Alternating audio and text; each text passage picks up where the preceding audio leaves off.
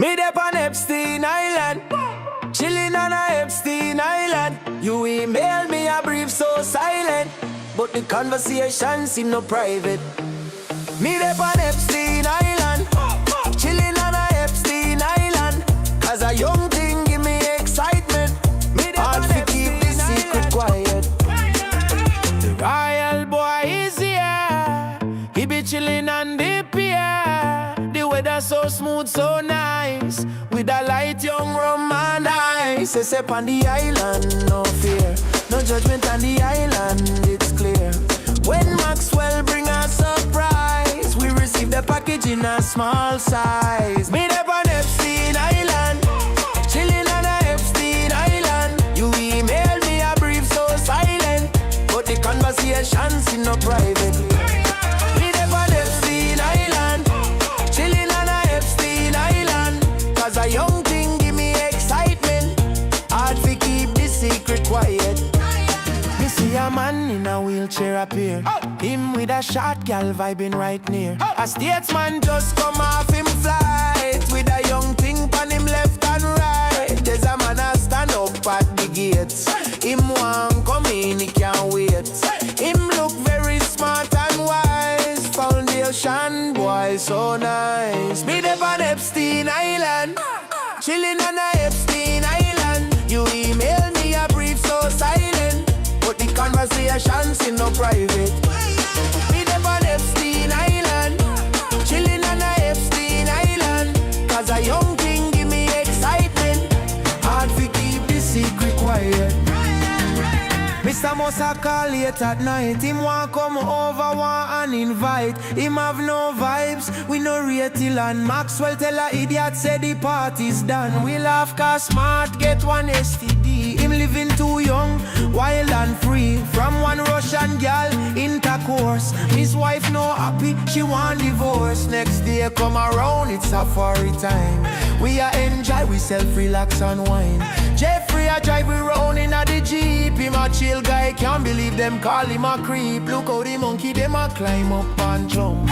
Look on them go, them a climb and jump. Epstein Island a the place we be, if you want nature and animosity. Me up on Epstein Island, chilling on a Epstein Island. You email me a brief so silent, but the conversation seem no private. Me up on Epstein Island, chilling on a Epstein Island. Cause a young thing give me excitement, hard to keep the secret quiet. Gucci Marks generated this shit.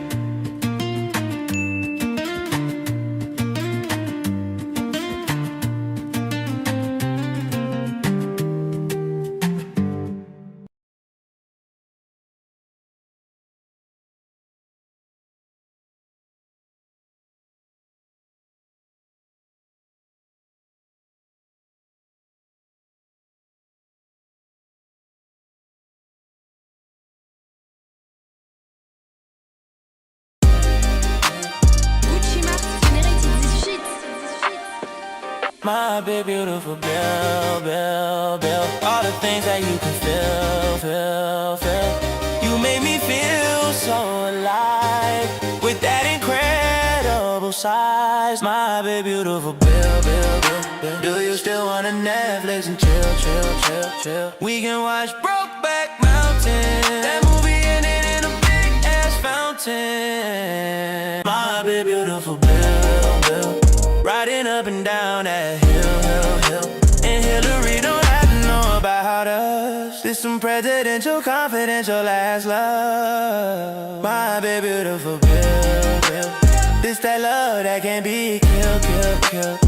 I wrote a special act in your name, passing this eternal back party sun flame.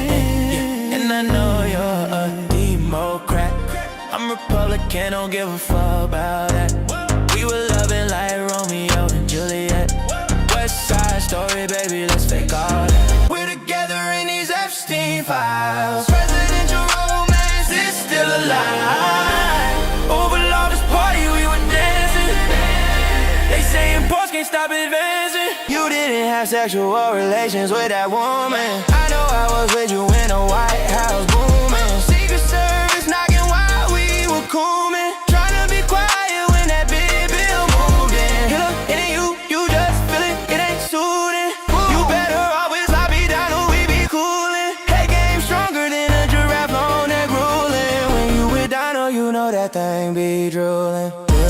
bill.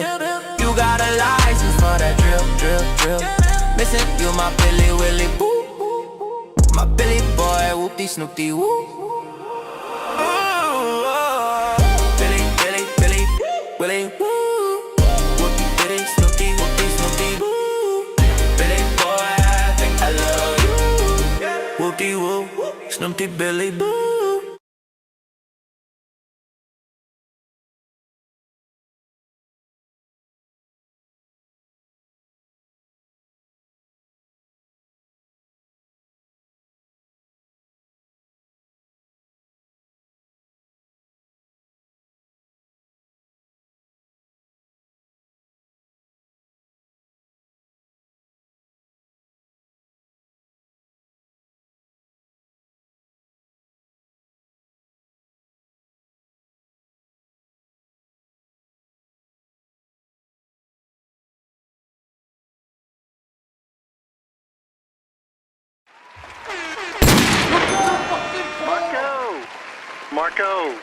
Marco. Yes, my friends, we are back.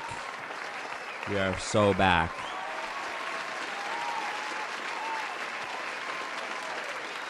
Test. Yeah, we're looking good. Everything's looking good. Love to see that. Thumbs up the ting if you're watching. Thank you for commenting in the chat. Steve Z says they just saved Trump again, and I Google the word Trump. And as we speak, as I live and breathe, I literally see a video just uploaded literally 30 minutes ago. Wrong one. And it says, Trump rushed out of White House Correspondents' Dinner. Trump rushed out of White House Correspondents' Dinner after security incident. Loud bangs and President Trump evacuated. Good evening, South Florida. I'm Magdala Luisa in for JC Birch. I'm Sanella Sabovic, and we do begin with chaos at the White House Correspondents' Dinner. Less than 25 minutes ago, we noticed something come up behind President Trump, and start whispering into his ear. You see those images right there from inside of the ballroom of the Washington Hilton Hotel. And then just seconds later, you can see Secret Service agents rush in from the right side of your screen, start to whisk everyone away. Wow. Among them, Vice President J.D. Vance. The Associated Press reporter inside reports that people were saying, quote, out of the way. At the same time, agents first cover President Trump, get him to the ground, and then out of what they feared was get him out of harm's way. The White House just releasing a statement saying both the president and vice president are fine this evening. Some guests were told ducked under tables, but the most of the crowded room rushed to the exit at the head table. Agents with long guns, their eyes peeled. At this moment, all we know is that there was some, quote, unspecified threat. We will keep following the events out of Washington and have more for you coming up on later editions of Local 10 News and, of course, on Local 10. Us at the White House. Crazy. I recognize this guy. So I actually just talked about him recently on a stream. This is Oz Perlman, the Israeli-American mentalist, magician, whatever you want to call him, illusionist. And I'm guessing that what he's doing here is prepping Trump for some sort of psychic stunt later on. Where is Trump, though? Oh, there he is on the left side of your screen. Okay, so this guy in the suit here is blocking him. President J.D. Vance, the Associated Press reporter inside reports that people were saying, quote, out of the way. Associated Press were to whisk and Melania, okay, everyone away. Among them, Vice President J.D. Vance, the Associated Press reporter inside reports that people were saying, quote, out of the way. At the same time, agents first cover President Trump, get him to the ground, and then crazy shit. What the hell? That's a crazy scene. Just more theater. In other news, Hormuz is still shut. He just wanted to make sure the dinner would be canceled. That's crazy.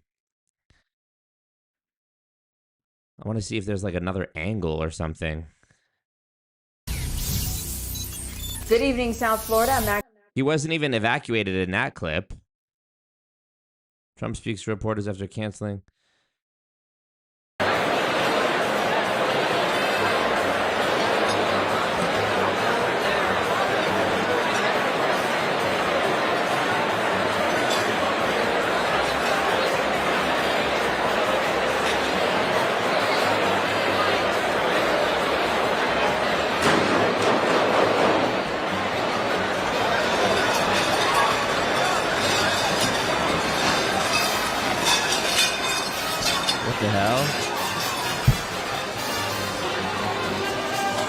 How could they not hear the ruckus of that?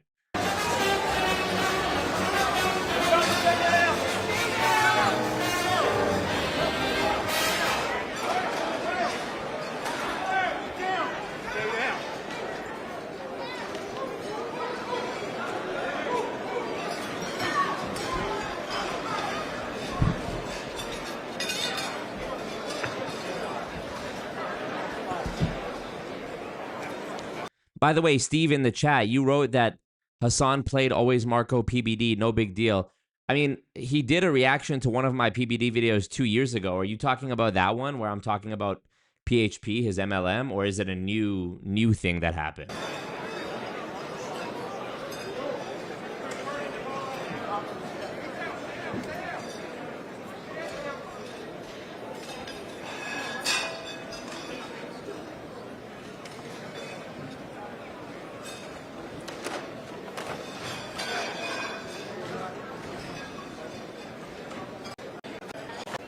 Skipping ahead. So I want to see the actual moment if we can see where Trump got out of there. It's not like he crawled out. Oh, I see. There he is.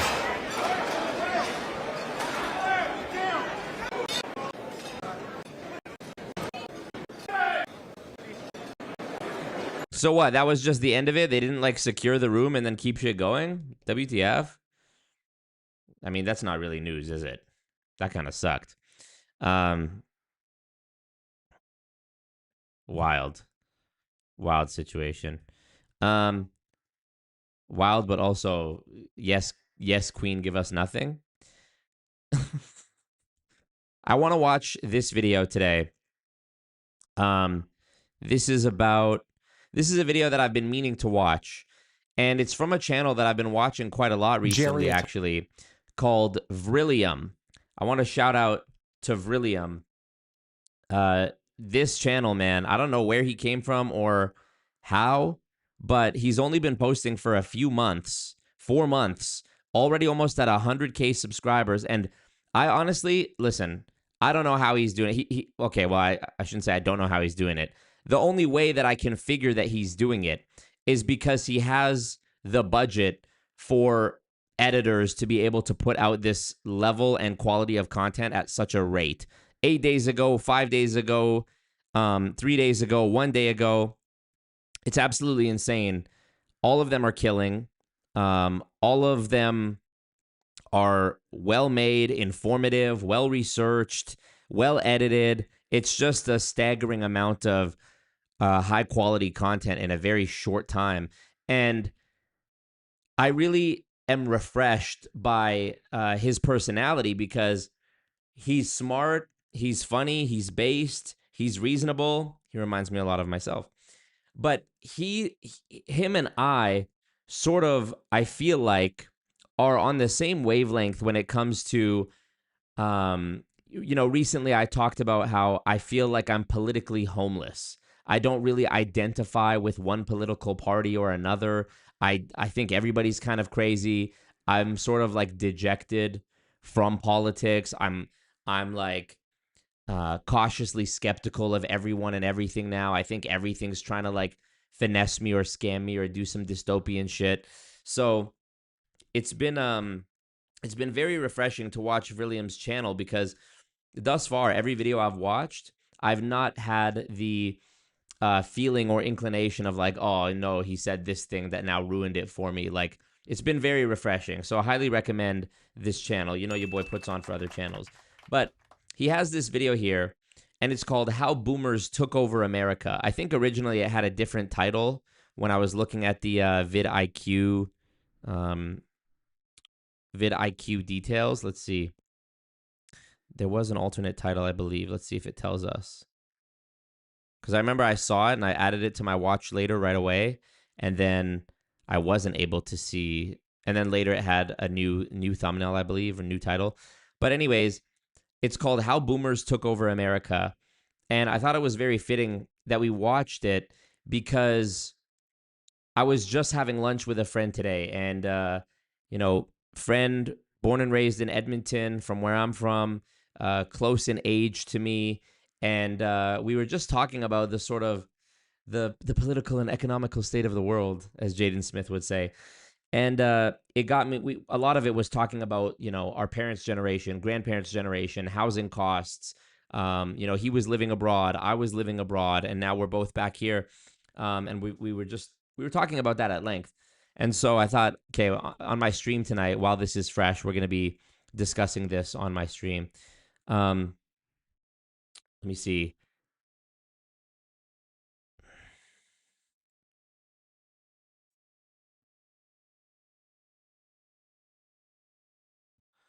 Oh, it's here as well. Why do I have this tab open when I already have this tab?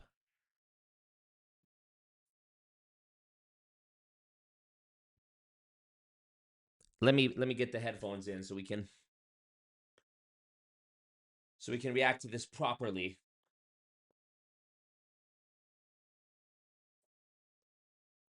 Hope you guys are all doing well, by the way.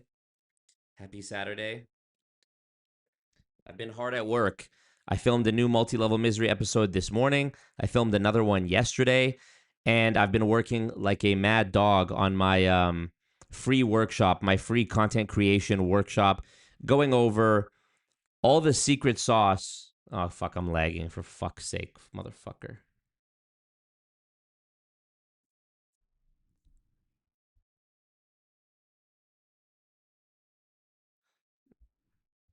All right. I literally could not have gotten a more powerful laptop, but yet this is what happens. All right. Pull you guys up again here. Just refresh. If there was lag, refresh. I'm going to type it in the chat right now. Refresh. I literally could not have gotten a more... Refresh. What up, Scott Schaefer? How are you, brother? Y'all got boomer problems in Canada too? Oh, you best believe it. Canada kind of operates economically and societally. It's sort of like downstream from the United States. I think they're basically the same culturally, you know. You guys are about 10 times bigger population-wise, but despite you being about 10 times bigger population-wise, it's basically the same shit. Also, Steve says, oh, it's a new video that Hasan reacted to of mine. Patrick Bet-David gets confronted by CIA agent. I hope that he's reacting to one of my clips. That would be fucking hilarious. Hold on, I gotta pull this up. Let me pull this up. Hope you're doing well, Scott Schaefer. Okay, here, let's see this. Uh-oh, we're paying bills? Rob 2026 donated 10 Canadian dollars. Always Marco is a libertarian. Individual liberty, private property, free markets, advocating for minimal government intervention, maximizing freedom, the right to live as one chooses. I mean, that sounds reasonable. That sounds reasonable. Okay, you said it's this video, 17 minutes and 34 seconds. Let's see. Oh, no, this is hilarious. Oh, no. We thought we were inviting Hasan Minhaj on. I'm not even kidding. And I think they did that to fuck with me. Sam Cedar was surprised you've never been on. I know Jenk's been on. Sam Cedar's been on. He does not want to have me on. Okay, you don't got it like that is ridiculous. Oh, about being on Patrick Bet-David? That he was supposed to go on? That's hilarious. Come on. If that's what he's talking about. Man. Wasn't Anna on? I think Anna literally works for him or something, right? Doesn't Anna have a show with him or something? Yeah. Yeah, see? He will not have me on. And I've been following him for the longest time, dude. Okay? Oh, maybe it's because he's Armenian. Maybe it's the Armenia half that don't want me on the show, you know? But then again, he had Jenk on. Vinny Vito, I think Vinny would probably kill himself if I went on. Or he would just die. He would perish on the spot. He would have a heart attack. Vinny hates me, dude. But honestly, it's all good. Where's Always Marco? Where's the Always Marco clip? Oh, it's coming right up here. I'm still a PBD fan. I'm still getting value-tained on a daily basis. You already know. I'm value-tained every time. It's you and I don't. Yeah, this guy has the best PBD impression. So Donald Trump is going into Venezuela. And I love this guy. He's so good. Donald Trump. President Maduro, and they're bringing him over here. Now, I'm looking at Twitter. Twitter is saying it's because of oil. I'm thinking, okay, let's take that. Who is the big players when it comes to oil? You think of somebody like a Donald Trump, a Diddy. You know, when they arrest Diddy, they saying he has something like $50 billion of baby oil in his house, right? Rob, pull up the picture. Pull up Diddy baby oil bathroom, okay? So we're having dinner last night, Casa D'Angelo. Me, Tom, Adam, my son Dilly, Michael Jordan, Tom Brady, Tiger Woods, and we're having these very high-level conversations about it. The owner comes over, Angelo. I say, Angelo, I'm actually curious, how much oil are you using in the steak to make it taste so good, okay? He's telling me this, telling me that. I say, okay, let's take that. When I was in the military, we're going overseas, and what is it about? It's me, your dog. So sorry I died. What? People is saying oil. So you look at Venezuela, what is it about? Is it because of baby oil, olive oil, or another kind? We don't know. Nathan, for you joke? Oh. He does such a good Patrick Bet David. It's crazy. Ay, ay, ay. Agree on maybe a few things. No, which is but why I love so the enjoy conversation. I love the Boomer conversation because I love my the conversation. thoughts are Hasan, holla at me, bro. Follow me back. I DM'd you. You know, let's make something happen. We'd have a great conversation. I'm from Canada. We could talk Canadian politics. I'm in the similar age range to you. I just turned 30. Like, come on, let's make something happen. Everybody, use the internet. Use the buttons. Everybody use the buttons. Let's make this happen. That's cool. Shout out Hasan, man. That is cool. I know a lot of people don't like Hasan. But you also know I like everybody. I like everybody, okay? He said it's the best. Good job. I'm kind of just like hilarious. I want to see a couple. I saw my name in the chat. It looked like a couple people in his chat knew me. T Blasian, shout out to you, T Blasian, for posting in his chat saying, "Look at this PBD impression." And then even before he clicked it, he knew. Because he saw the username always Marco in the thing. Chat wouldn't like you, NGL. Honestly, I don't care. I know his chat probably wouldn't like me, but bro, that's the nature of live streaming at such a big scale on the internet. It's like I feel like even your own fans don't fucking like you. Look at the adversarial nature of like Nick Fuentes in his clips. He's always like beefing with his fans who drop super chats. It's hilarious. Oh, no. Yeah, this guy has the best. Thank you, Steve, for posting this. How did you know? How did you find this? Best PBD impression. So Donald Trump is going into Venezuela. And okay, I'm looking at his chat here. I love this guy. He's so good. Donald Trump. Hasan, you recognize me, right? You reacted. You did a full, like, long reaction to my 25-minute long Patrick Bet David breakdown video of his MLM, where I don't even think I did the impression, which is crazy because that video has like over 500,000 views on my channel. I didn't even whatchamacallit. You know it's me, right? You remember me from 2 years ago when you did the reaction to my video, yes? I hope so. President Maduro, and they Okay, I'm looking at his chat. I want to see bringing this. him over here. Now, I'm looking at Twitter.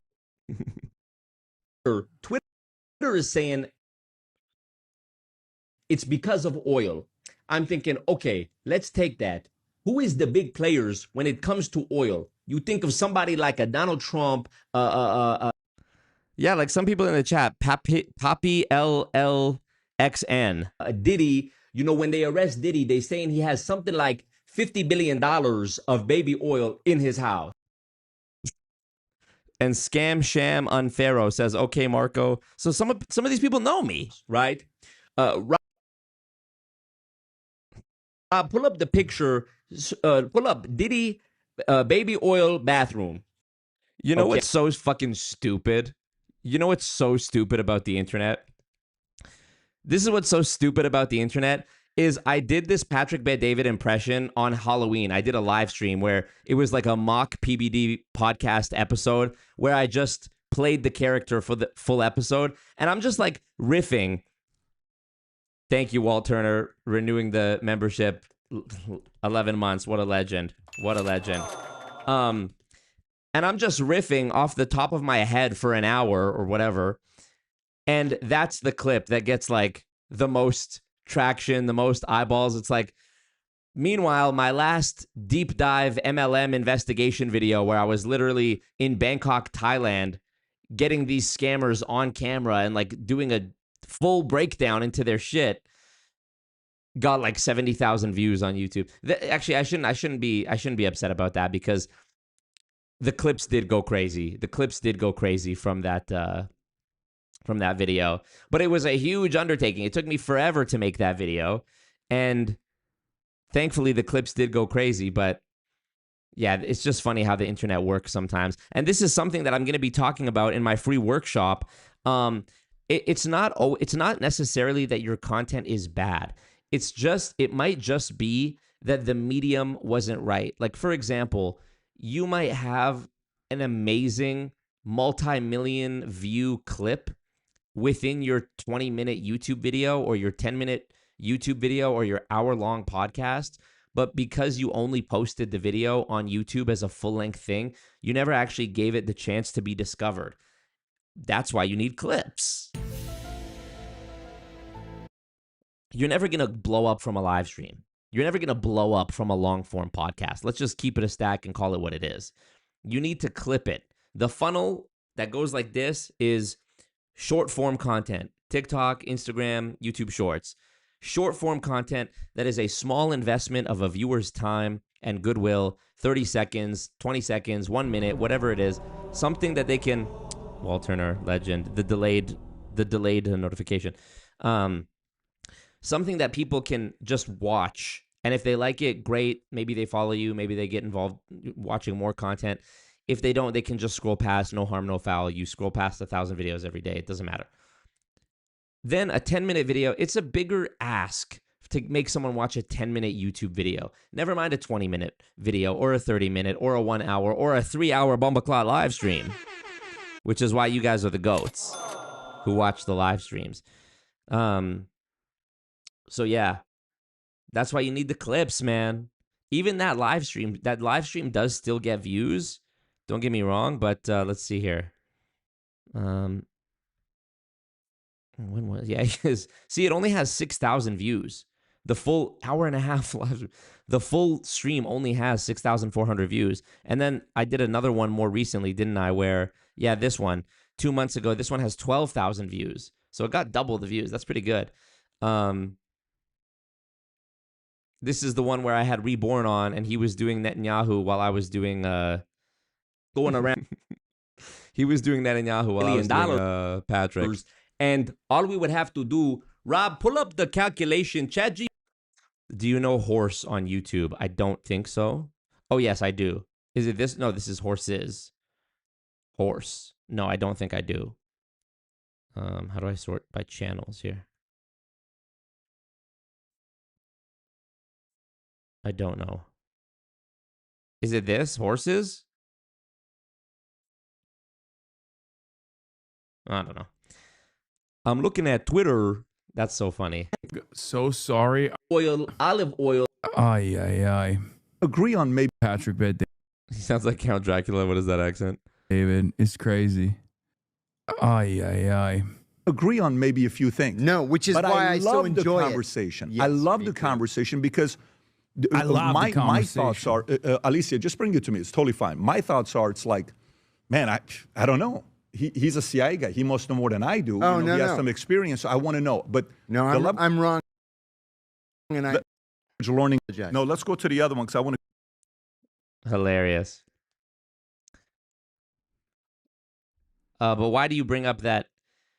Why do you bring up that channel? I heard you, boo. Curious about that. I'm curious.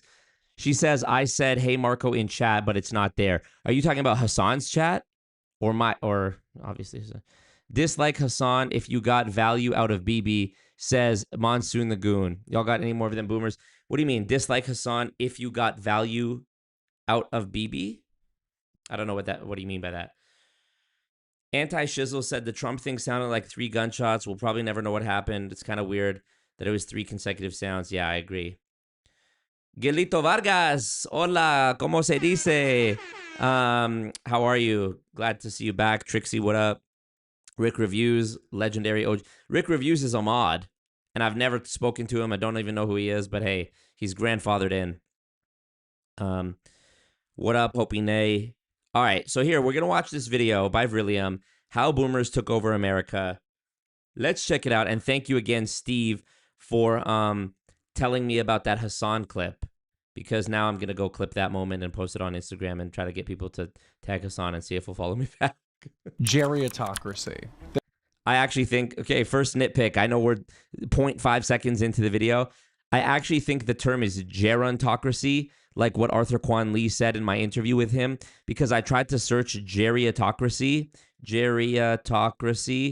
and it autocorrected to gerontocracy, government or social structure where power is held by leaders older than majority of the adult population. That is what, I mean, I'm just nitpicking here, but he used the wrong term. But fuck with Vrillium and watch what he has to say. This is a word that you should know. A new word, recently coined, but quickly gaining traction, is the perfect description for the government that we currently live under. Not a monarchy, not a democracy, but a geriatocracy. A society that strangles the ability of young families to grow and flourish, that actively kneecaps younger generations, rather than invest in young workers, insists on the importation of cheap foreign labor. It's a style. I heart Dubu. I appreciate you. You're sweet. I meant in Hasan's chat, I recommend your videos every time scams /MLM is mentioned on stream. Aww. Or as they do in Asia. Or as they do, the white girls do. Or is it like that? I don't know. A government that actively betrays its people, one that circles itself on a civilizational death spiral. Tucker Carlson has commented on in the past, most notably very publicly supporting James Fishback and his policies, many of which are aimed directly at this very problem. People like Candace Owens constantly laud the need for young families, the need to invest in young Americans. And it is the de facto Groyper America First position to invest in young families and invest in young workers, specifically in young men who have been systemically kept out, because geriatocracy is the rule of, for, by, and benefiting the old, always at expense of the young. Folks, welcome back to The Narrative with me, your host, Will Sexton. As the intro suggests, the White House has made some moves recently that has sparked a new conversation surrounding age. I've made my opinions on boomers very, very clear. I think most people have made their opinions on boomers clear, all of which are negative. The Gen Xers hated them as their... What up, Daniel Berry Sports? Walt Turner says, do I get a bathhouse named after me in the commune when I hit 12 months? Absolutely, you do. Parents, the millennials, hated them as their grandparents, and we here in Gen Z hate them just in general. I say all of this to showcase recent events in our government. See, many people have noted that we do live in a form of geriatocracy. While more and more young families are being strangled to death by the dual grindstones of taxation and inflation, rising costs, unemployment, it seems that our government is focusing all of its energy on the approval rating of boomers. And you can see this in several policies that have been promoted, which obviously on their face don't say this is a policy for boomers to benefit boomers and actively destroy young people. But if you look at the ramifications of these policies, you immediately understand what they will do and what they will bring to younger generations in pursuit of enriching and garnering the favor of the old. And so today I would like to take a look at some of the recent events of the White House and explain how it is we got here and what it means for you. But before we get into all that, be sure to like, subscribe, hit the follow, hit the bell to get notified whenever I make a new post. Be sure to follow me on my other platforms like Kick and Rumble. And with all that being said, let's jump into the news. You might have seen this if you are on X as deep as me, the White House account, which honestly, I'm fairly certain it's just Donald Trump running the White House account. I can't prove that. It's gotta be that, or it's someone who's like a young social media manager who is tapped in to boomer tweeting, to like boomer politics. So good. Honestly, you have to give them credit at a certain point. Yesterday, the White House posted this AI slop in the most egregious display of geriatocracy, announcing that there will be no tax on Social Security. Dude, do you understand? Like, that's insane. Like, look at the screenshot of this, okay? It's a photo of like an elderly couple labeled the greatest generation announcing that there's going to be no taxes on Social Security. And of course, people are furious about this because it is a clear example of politics just favoring the old, a generation that is dying and will not have to live through the consequences of their greed. This meme summed it up perfectly, which is that this is the new social contract. This is the state of the law-abiding, tax-paying job. Hold up. Monsoon the Goon says the one is John Smith. Oh, yes. The one is John Smith, Cowboy, whoever was another baller stream. Y'all not appreciating when I put my acting chops on the line, huh? Patrick Bet-David was a hit, but y'all not fucking with John Smith, huh? He either got bullied or hyped up for that last name. Yeah, true. Will Sexton his name is Will Sexton because he has a ton. You see it. Working American is that basically most of your tax dollars, which at this point is most of your income, is going and paying for all of these things. It's paying for Israel, Social Security, welfare, migrant services. Like it's basically you're being forced to pay for. Yay, Israel and migrants. Yay. Today when I was having lunch with my friend, we were eating at this, I don't even know how the fuck I agreed to go to downtown Edmonton. I figured maybe it would be quiet, and thankfully it was. But as we were wrapping up lunch, the sort of early dinner time orders and customers started coming through. And as we were sitting there, it was him, a white man, me, a de facto white man, and basically no one else in the restaurant. And one after the other, doctors and engineers came in to pick up their Uber Eats delivery orders. And it was kind of poetic because we were talking during our conversation about how these people are being scammed. Like, he said it best. My friend said, nobody wins. Nobody wins. I know it's very easy to like go the racist, xenophobic route of being like, oh, these immigrants in our country. I'm not even on that. I mean, I am on that, but also, also it's not fair to them. And I am a human being and I do have a heart, and I don't think it's right that, even if these people don't like jive with our way of life and our customs, and they're from a different culture where they have, relatively less decorum, whatever the criticisms are, valid or otherwise, I still feel bad for people getting deceived, period. And so I just feel like these people have been deceived to thinking that Canada is going to be this great life.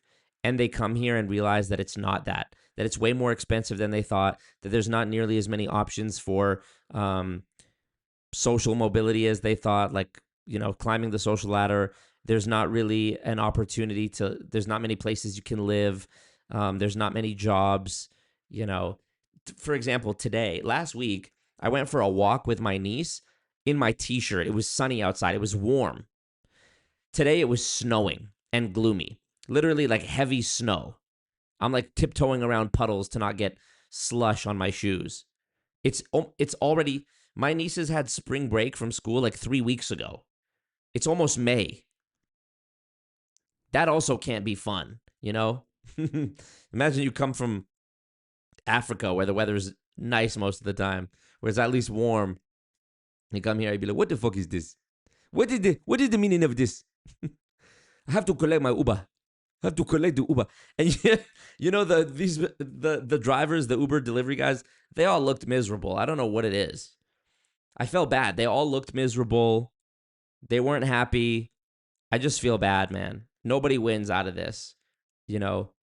It's the 20-year-old kid who's just starting in life who should be doing that job, who should be doing the Tim Hortons drive-through job, the Uber Eats delivery job. They should be doing that. They should be getting paid enough, to do that. And the people who are currently doing it deserve to live a better life. I don't know. It's just, I don't know. That's how I feel. I hope you can understand that I come from a place of empathy. I'm coming from a place of empathy and caring for my fellow human. But what else was I going to say? Oh, yeah. Also, this is just a funny side note. Nobody has a more colorful social life than a taxi driver, Uber driver, skip the dishes, Postmates delivery. These people are always on the phone. Who are you talking to? They're always on the phone.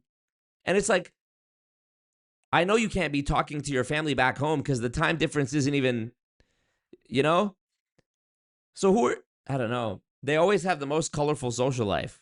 They must know something. They must know something I don't. Maybe I should. If you're ever lonely, I guess that's the moral of the story. If you're lonely, get a job as an Uber driver or a food delivery driver. You'll have the most colorful social life you can ever imagine.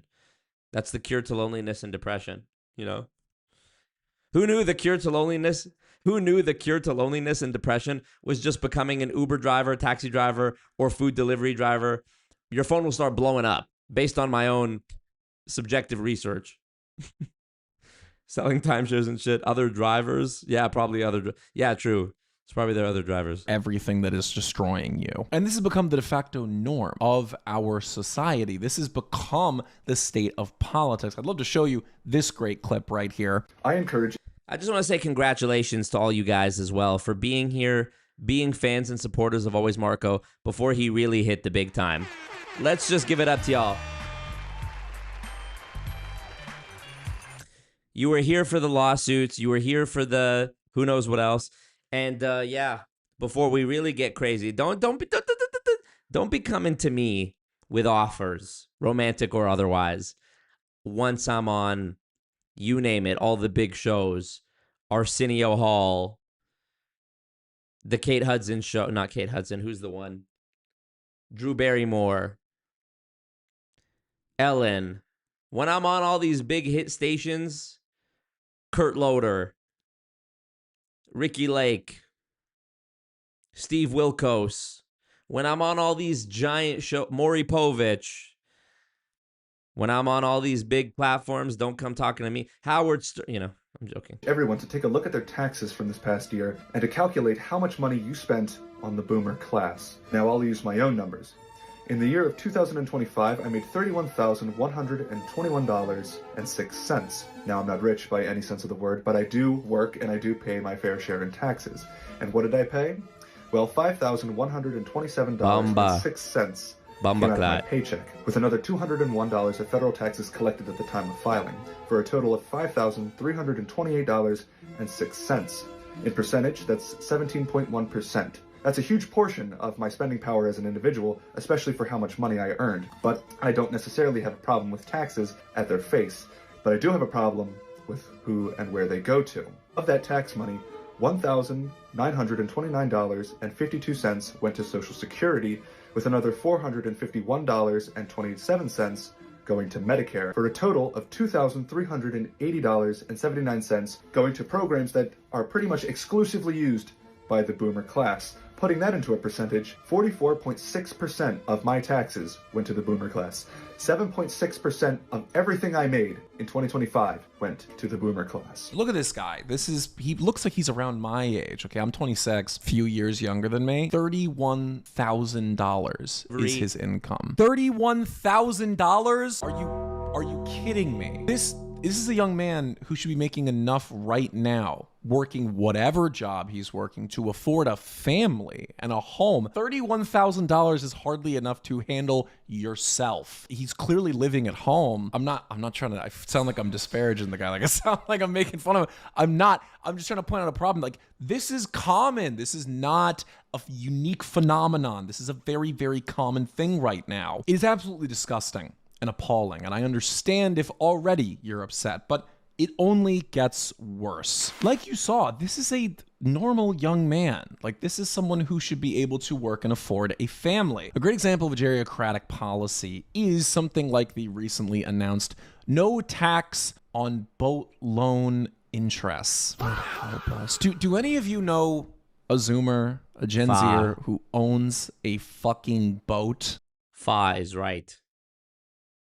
Let alone like lives on their own. Okay, that's not like just let alone lives on their own. Do you know any that own a boat? Not only that, but be so unbelievably irresponsible that they would take out a loan on a boat. Of course you don't, because that's nonsensical. That's not reality. It is a reality for boomers. And this is a policy that gained widespread condemnation on X, and I thought I'd look into it a little more. The policy was proposed by Republican Congresswoman Nancy Mace, the representative of South Carolina's 1st Congressional District. I'll put a map here of that area. What do you notice about the area that she represents? A lot of water. What do you notice about her constituency? It's Charleston and Myrtle Beach. It's like basically one large retirement community. This is a policy that directly and only impacts boomers. It is literally meant to give them money. And so, by the way, that's money that's being taken out of taxes. And so now the government is relying on your taxes, on your income tax. So the income that you have, which is how you survive and feed yourself, that becomes part of the government coin purse. Okay, that becomes part of the government wallet. Meanwhile, the potential tax money that could be earned on boat loan interest, that's taken out. That's not there. But what is possibly fueling this? To think that this is allowed is absolutely insane. But as I said before, it only gets worse. Right now, like most single family homes without occupancy, that means like a starter home, like a home in which a young family could live that is large enough to hold anywhere from 2 to 3 children plus a mom and a dad, basic American dream. Most of them are being bought up by Blackstone. People think they're being bought up by BlackRock. That's a misconception. They're being bought up by Blackstone. Ever since the housing market crash in 2008, something that I imagine most of us were children during and probably were directly affected by, ever since then, Blackstone, a private equity firm, has been buying up single-family homes for way above market price. If you wonder why you can't own a home, it's because of Blackstone. You're competing with a private equity firm that is willing to highball you. So who are these people, you might ask? Well, of course, the founder and CEO is one Steven Schwartzman. Russian? It's like they're not even trying, dude. It's like they're not even trying to hide it. It's incredible. And currently has $1 trillion in assets. Yay, $1 trillion in a... Yay, $1 trillion for a private equity real estate. The founder assets is things like property. A lot of this is single-family homes, utilizing it as an inflation hedge and betting that the prices will rise, mostly because they are taking away supply. They're also making money in rental income by... How is that legal? How is that not market manipulation? Buying up houses to reduce the supply so that the price of the remaining supply goes up in correlation. And then you have not only do you now own the property that's going up in value, but you're also getting rich off of the mere fact that it went up as well. Because you bet it would go up. Well, of course you bet it would go up. Well, you bet it would go up when you bought it up. The fuck? Birth rate is low because boomers don't have enough boats. So true. Only the boomers who made it are still around. It will be the same thing when every generation ages. Social Security is capped at around $4,000 a month. Yeah, well, there's other benefits, as William is explaining here, aside from just Social Security.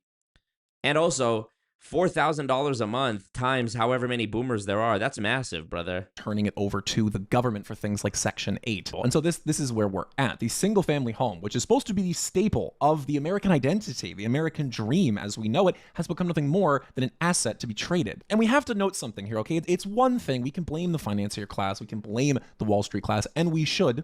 Don't get me wrong, we absolutely should. But let it also be noted that the blame falls on boomers, that boomers are not fulfilling their obligations as people, as our countrymen. I can't stress that you don't hate them enough. It was an upward trend for literally centuries that every generation gets wealthier, every generation gets better, that they are wealthier than the one before them, that their parents set them up for success, and they continue a trend upward. And yet, this is the first time in history where it peaked with the boomers in Western society and is now only going down. Because boomers are like selfish. I mean, they are a generation raised by the weakest of our men, the strongest, most courageous, having died in World War II. They lived in the perfect, like picturesque, perfect America and then destroyed it for their own greed and benefit. And this is where we are today. Why does that happen? Why are we where we are? Well, It's twofold. One, boomers donate. Let's make that very clear. They donate to political campaigns, both as like big time donors, because the wealthiest of our society are boomers on average, and also in small dollar donations. They are the ones who support candidates the most financially. And second, they vote.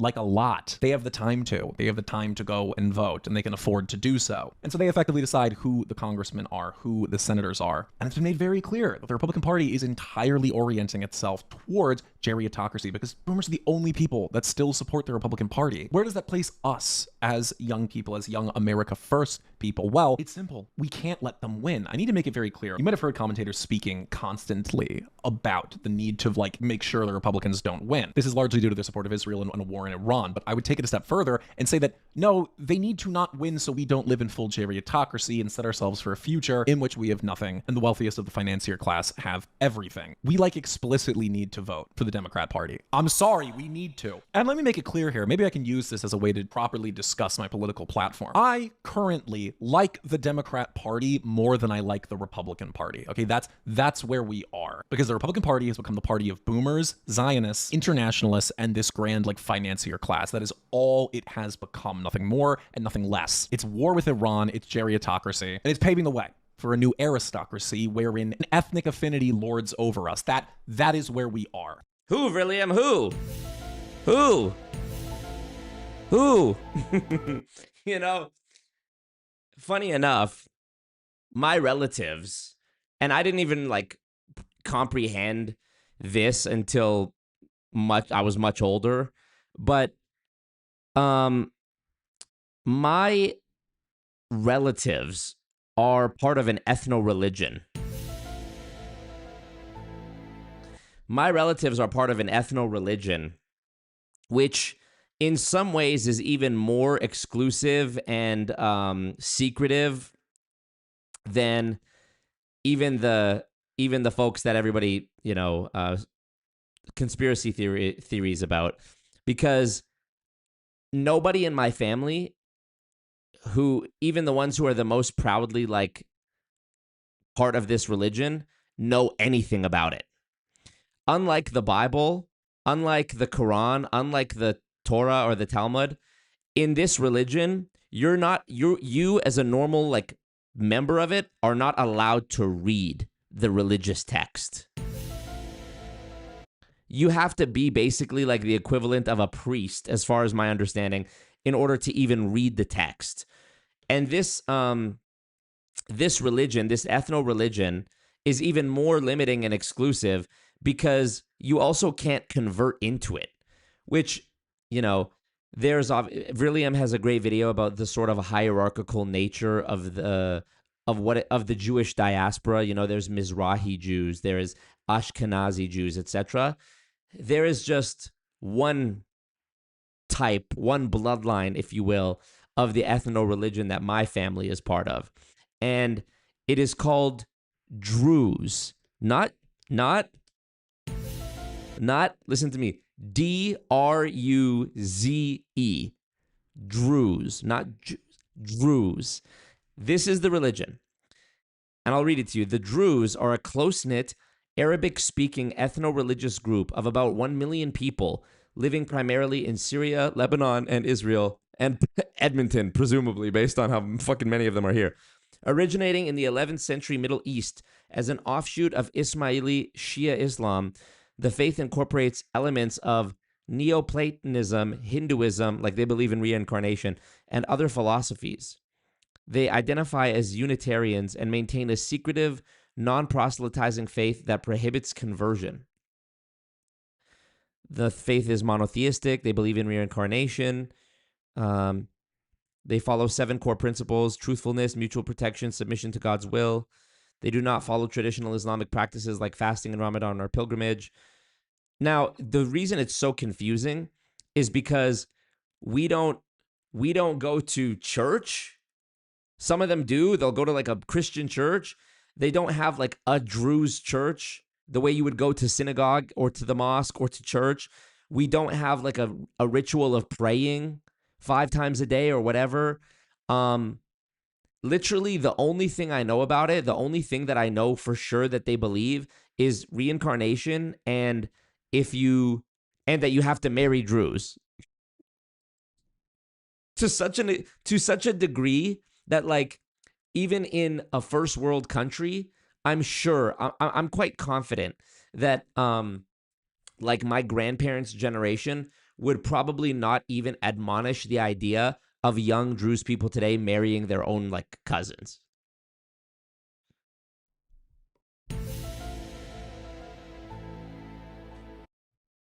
I even asked my mother about this, and I was like, "So if y'all are Druze, what even what's up? How do you know? How do you learn?" She was like, "Oh, it's taught. We pass it down through our behaviors." And I'm like, "Yeah, but that's not a religion, right? If you teach your kids to be kind and whatever, and that's part of your religion, you know, the two are not. One is not thus their ergo the religion. Do you get what I'm saying?" So, yeah, 2% in Israel. They do not allow intermarriage with outsiders and do not accept converts. This has been crumbling. This has been crumbling because I have plenty of relatives who married outside of Druze. I myself have never even dated a Lebanese girl, except for the one Druze Lebanese girl who I talked to for 2 weeks before I went to Thailand back at the end of 2023. And she was on some bullshit talking about you have to meet my dad and we have to get engaged before anyone knows about our relationship. Huh? Oh, and I've always wanted to marry a Druze boy. And I was like, I'm not even about that like that. Like, technically I am, but I'm not, you know, I'm a white man. It's basically where my cowboy hat at.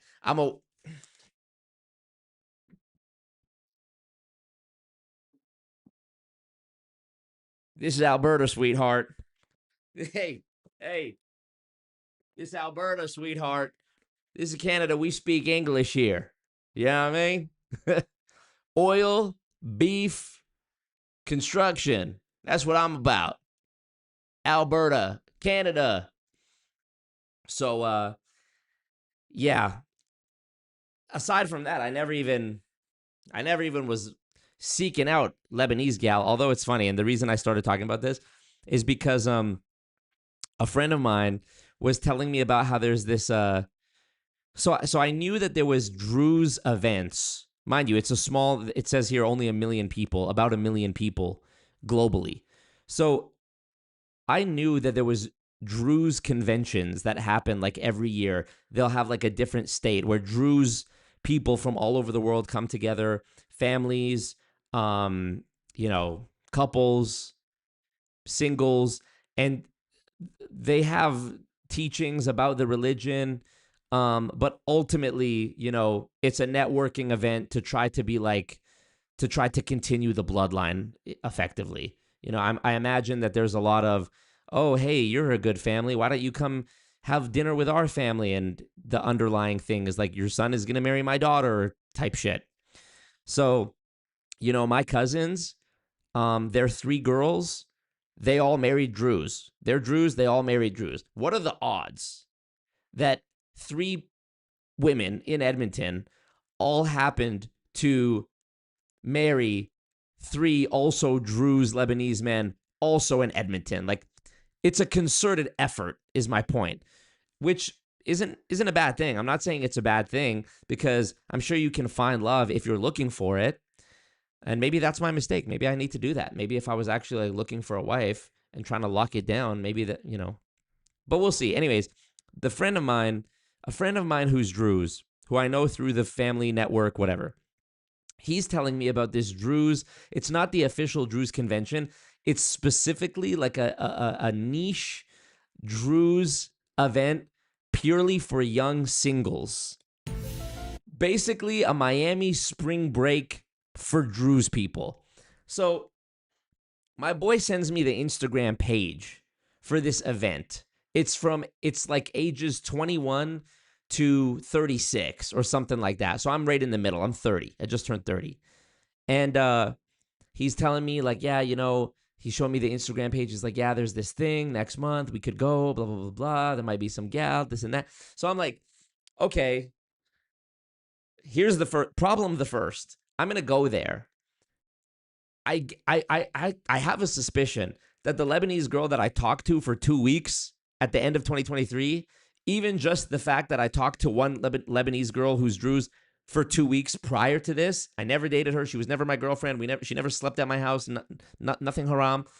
Even though that was it, I feel like that somehow it's so cliquey and political. Like I feel like these girls are going to get on the phone and start doing research and then find out that I talked to that girl 3 years ago and now I'm ran through or something. You know, I don't know. I'm making it up. But he's telling me about this event. Problem the second is if I start talking to one of these gal, I've now essentially, like, what if you choose the wrong one and the actual one who was your wife is one of the other ones, but now you're cut off from talking to one of the other ones because you already had talked to this one and they're like friends or their families or whatever, you know? So, I don't know. I'm contemplating if I should go to this thing because as I get older, the more I do think, you know, maybe it is the right move to stay with my own people. Not for the Druze thing, not even for like a racial thing, just because it's like, you know, there's things we say all the time. Like, even to my nieces, I'll be like, "Oh, when are we going to the movies? Inshallah, God willing." Like, you know, or like, "Yalla, let's get out of here." Just little cultural things. Or like, "What are we eating?" "Oh, we're going to have insert whatever Lebanese dish." It's like, it's just easier when you're from the similar background. And that was the reason I got along with that Lebanese girl in 2023 really well. It's because we were very similar culturally, both born and raised here. So pretty whitewashed. But we had that underlying, like, you know, Lebanese family. So it's like nothing that I said was going to get lost on her and vice versa. But I don't know. What do y'all think? Should I go to this thing? Go find my Druze wife. Oh my God, brother. Go find my Druze wife who some way, somehow is probably related to me. I gotta piss my pants. I gotta pee. Read some shit while I'm... Read that.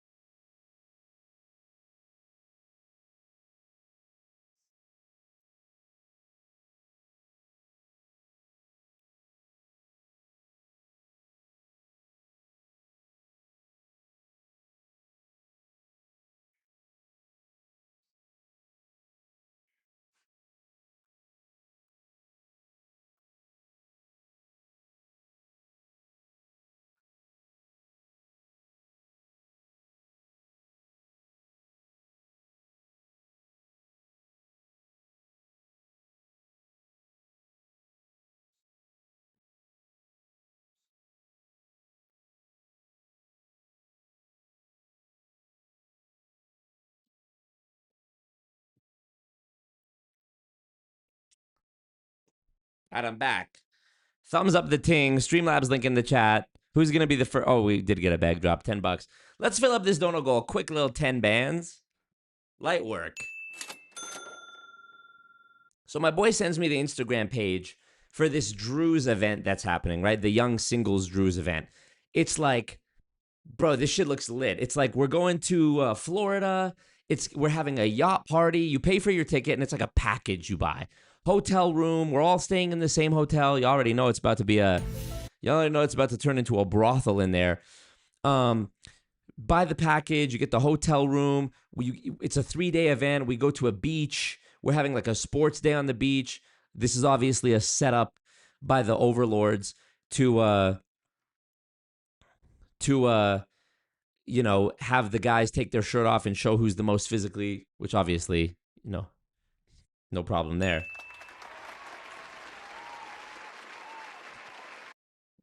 Been in the gym like crazy. David says, I've been done for 5 or 6 years with you, buddy. Whatever the fuck that means. So 3-day event. One of the nights we're having a yacht party, apparently.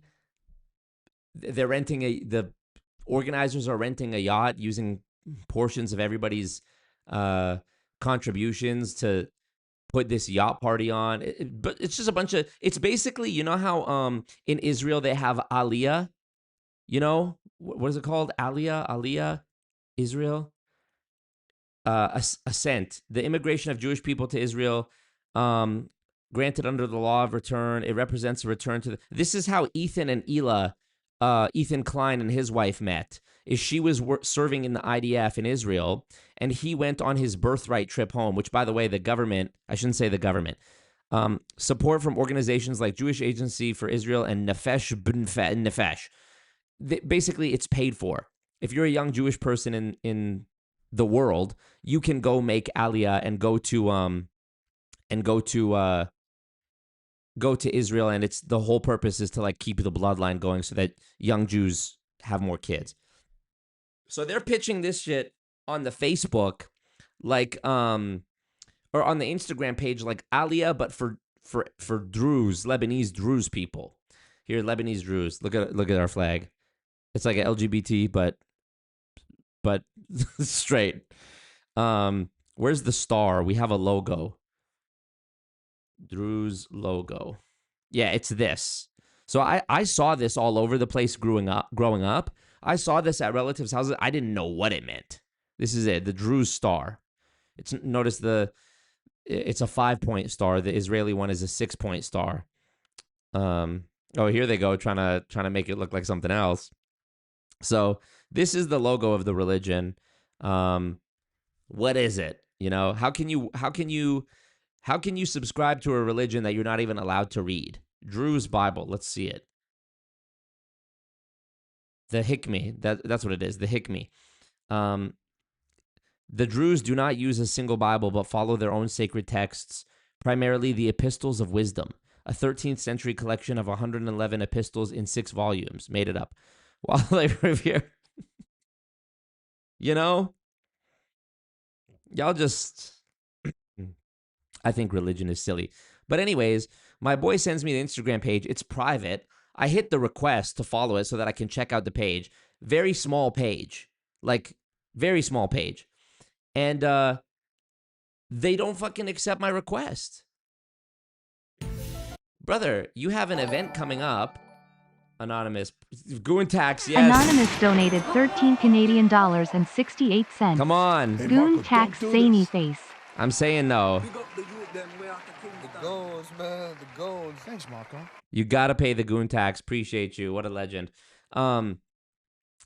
So I'm thinking, what the hell? Why would you not accept my Facebook request or my Instagram request? I have 25,000 followers. You can look at my face and tell I'm Lebanese. There's no way that it's not like I just stumbled across this page. Like, you can put 2 and 2 together and figure that I'm Druze, right?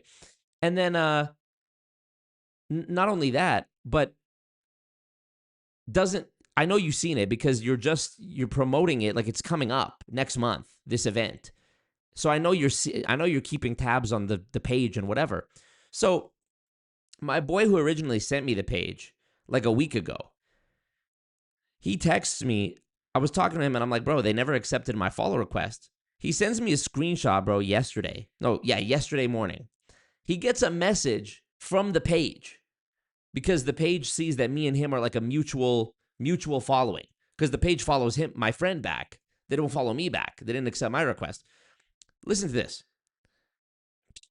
This is going to be a problem if I go there, I swear to God. It's going to be some tribal, argumentative, scaring the hose type shit. It's going to be some competitive bullshit. So The page organizer messages my boy. My boy sends me the screenshot. They say, hey, my name's blah, blah, blah. I'm the organizer for the event, and I have this guy at Always Marco who requested the account. I just wanted to make sure he's Druze because he only has 2 mutual followers and no last name attached to his page. How about, not to sound like a douchebag, but bro, Google me. Ah! Google me, the fuck, brother. You know who it is. You can literally Google Always Marco and you'll figure it out. Look at my last name. You'll know I'm Druze. So he only has 2 mutual followers and no last name on his page. I see you're one of the mutuals. So I was wondering if you know him and if he is Druze before I accept him to follow the page. Thanks and sorry for the random question.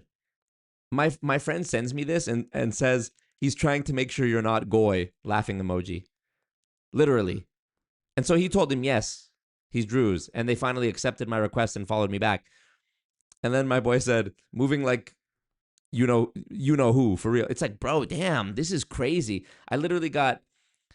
anyways, I'm just making the point. It's an ethno-religion where they're like, they do not play about outsiders. They do not play about outsiders. I even, I don't even know if I would qualify fully as Druze, and maybe I shouldn't be saying this in case the Druze Commission is doing their research on me, but my grandfather was Druze and my grandmother was Christian. Never mind that they're the same ethnicity, from the same country, same language, same culture. This was a big scandal back in the day. This was a big problem back in the 50s or whatever, that my grandfather was Druze and he's marrying a Christian girl. Ooh. Things used to be so simple. Now you raise your daughter in Canada, she's marrying a migrant.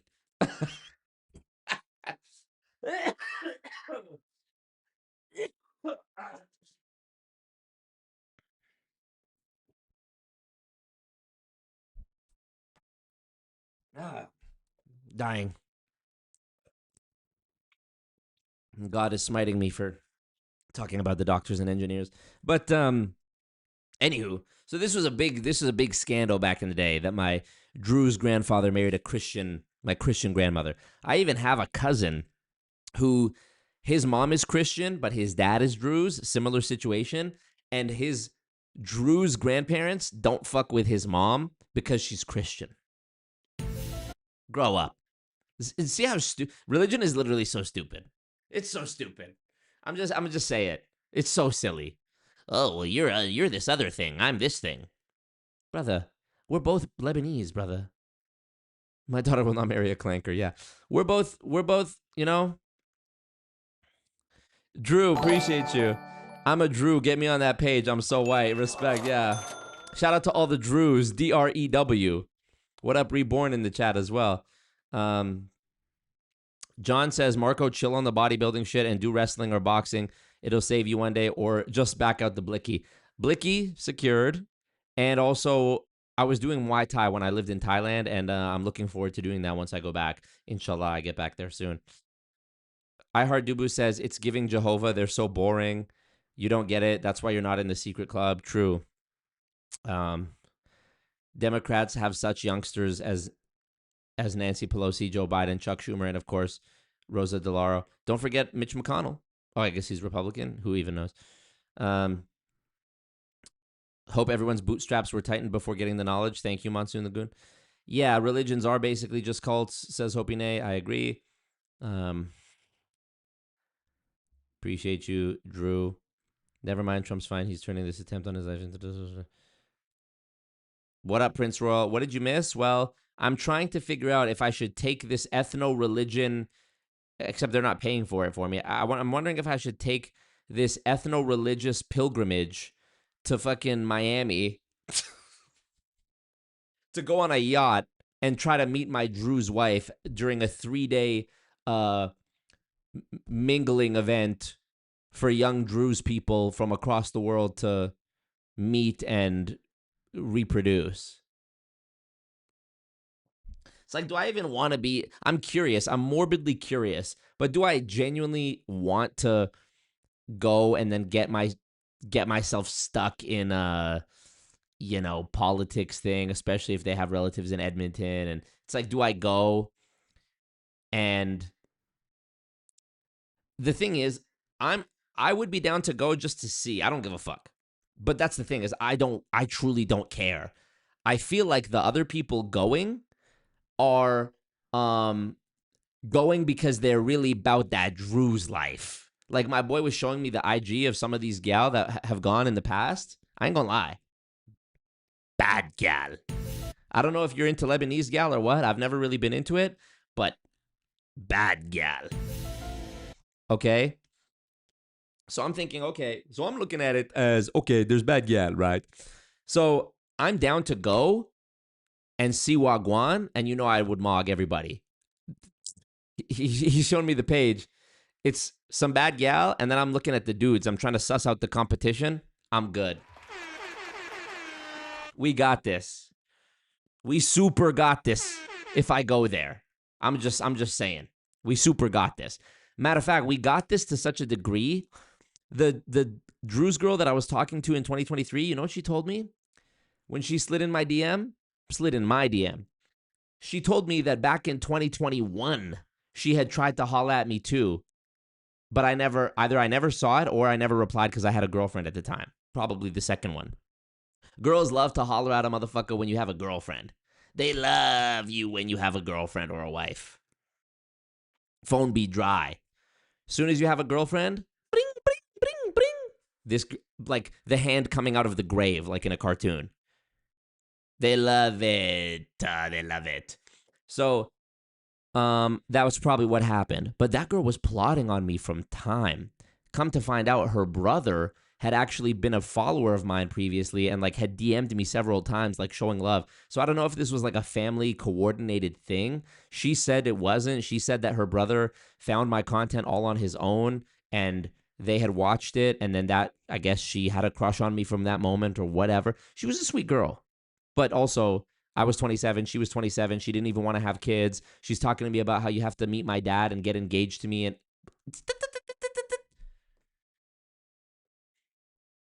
I'm going to Thailand.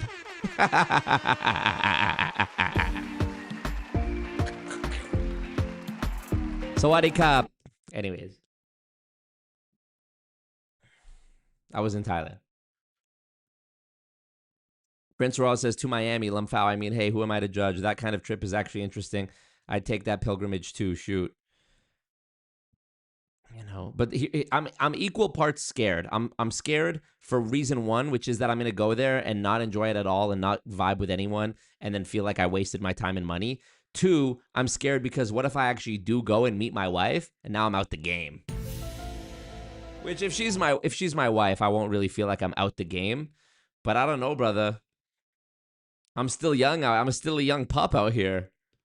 I feel like I still got work to do, I was at the gym last night, seen this girl, Asian gal. She looked like she had one of those little green bottles. It's like a green, y'all won't know about this. Let me find it for you. Thailand scent bottle thing. What do you even call it? Thailand herb bottle scent green. Like what the fuck do I even search for? This is what it is. She had one of these. Now in Thailand, everybody has these. It's just like a little bottle, plastic bottle. You get it from 7-Eleven, and it's filled with like a bag of herbs. And you take it out and you smell it, and it's just like a nice. They have different ones. They have lavender. They have peppermint. It's just like, it's like this herbal inhalant. That's what it is. I have this one from Thailand. This one is also from Thailand. I prefer this. It has essential oil in it. So this one's like a lavender mint. And you can inhale it from the one side, or you can screw open the other side, and there's like, you can actually drop out droplets of the essential oil, put it in like a diffuser or something. So, people are always, the girl at the gym last night had this. She looked Asian. I was like, I bet you I could impress her by telling her I know what that is, speak a little Thai to her, have her thinking Wagwan, da-da-da-da. I decided not to ultimately not because I was scared, but because I'm not that guy in the gym.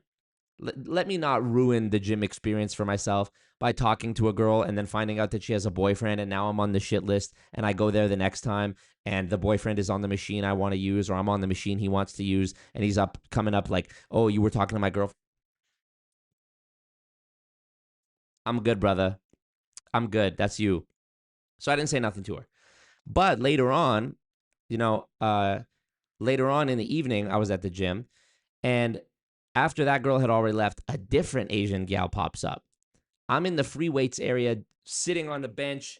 It was pull day, back in biceps. I'm doing some like seated bicep incline curls, and this girl's behind me doing her, bent over rows or whatever, some girl glute exercise that they be doing. And I finished my set at one point at the same time as she did.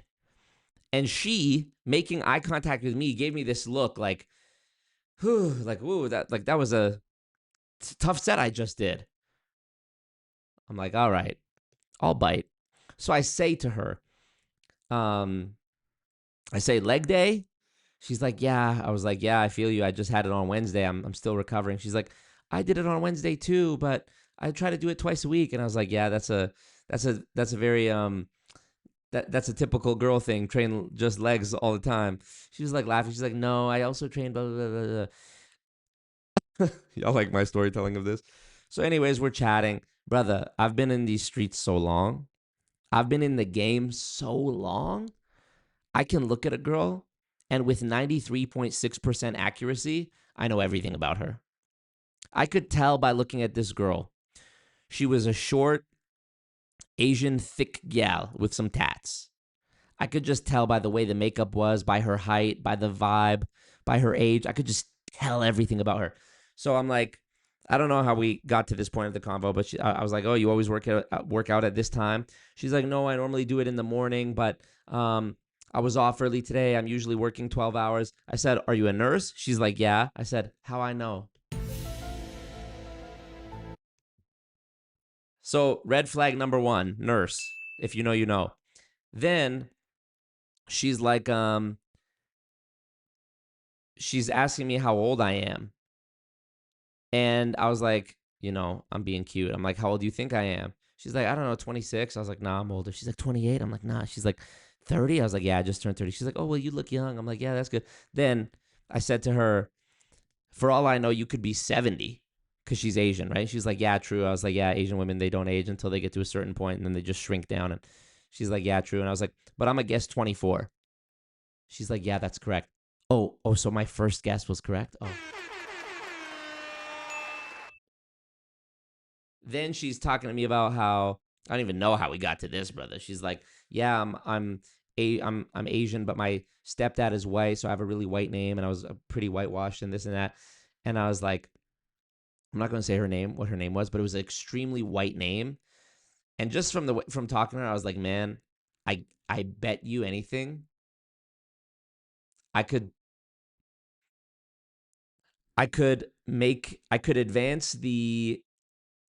try to take this further.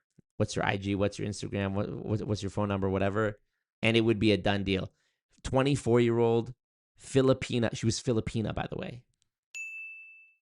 So the career options. It was either being a nurse or being a Jabberwocky. So she was a nurse. 24-year-old nurse, thick bad gal, tattoos, white name, going.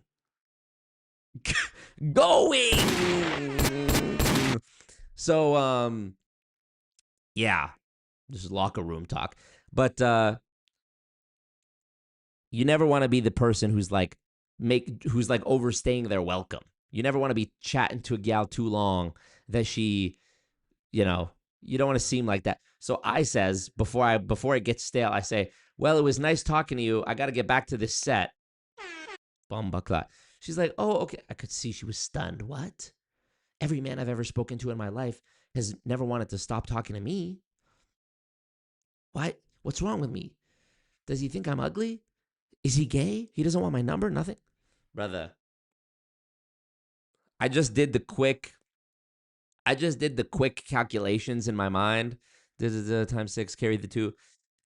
I'm good. If it was a younger me, if I was the me from 5 years ago, even 3 years ago, I'd have been trying to holla, make plans, do this. I've just become, you know, I'm just good. I'm good. I don't want it. She was a good looking gal. There's nothing wrong. She seemed sweet. It seemed like she was interested. I start thinking about the logistics and my back start hurting, you know? I start thinking about the logistics. You're going to look at my Instagram. You're going to be asking me questions. We're going to start talking. Okay, I'm going to pick you up. We're going to go here. You're going to tell me some gut-wrenching, heart-dropping lore that's about how your ex-boyfriend is still obsessed with you, but you're not interested, but somehow you're going to go talking about him for the entire thing. And then what? Let's say it goes great. Then what? We kiss. We fall in love. Oh, great. Now fast forward a year. The sound of my blinking pisses you off because we've spent so much time with each other that you're just sick of me, and vice versa. Just resentful, bad breakup, waste of time. I mean, that's how my mind is working at this point. I'm like, that's so Raven. I have like a that's so Raven moment. I see a beautiful gal. She makes eye contact. I go, zzz, fast forward into the future. You're such an asshole. Fuck you. Fast forward to that's so Raven. Fast forward. I try to open her Instagram on my phone. I'm blocked. You know. So, did you say Jabberwocky? Yep. So, that was last night. That's where I'm at. Even when it's a beautiful girl who's like initiating conversation with me through the nonverbal communication, just the look she gave me. And so yeah, should I go to this? Yeah, I usually skip this part. Gooners in the chat. So, oh really? The McDonald's didn't take your expired coupons? I'm sorry to hear, babe.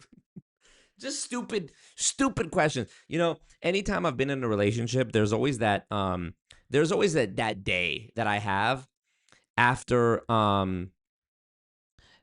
we've broken up. It's usually like a week after we've broken up, and I'm driving in the car, going to run some errand, and I've just come from some other productive thing I'm doing. Maybe I was at the gym, now I'm going to run some errand, I'm going to the post office, now I'm doing this, I'm doing that. And I realize, holy, this is so peaceful. I wouldn't have even been able to do this a couple months ago. I would have had to been texting some girl. Where are you? Why haven't you texted me? Have you drank water? Are you hungry? Bullshit, just bullshit. So I'm chilling. And I know that if I know one of these Druze gal is going to be a problem too. Oh my God. The possessiveness. I know it.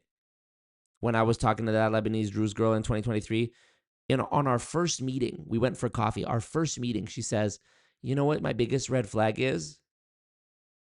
Who asked, number one, but go ahead. People who are controlling.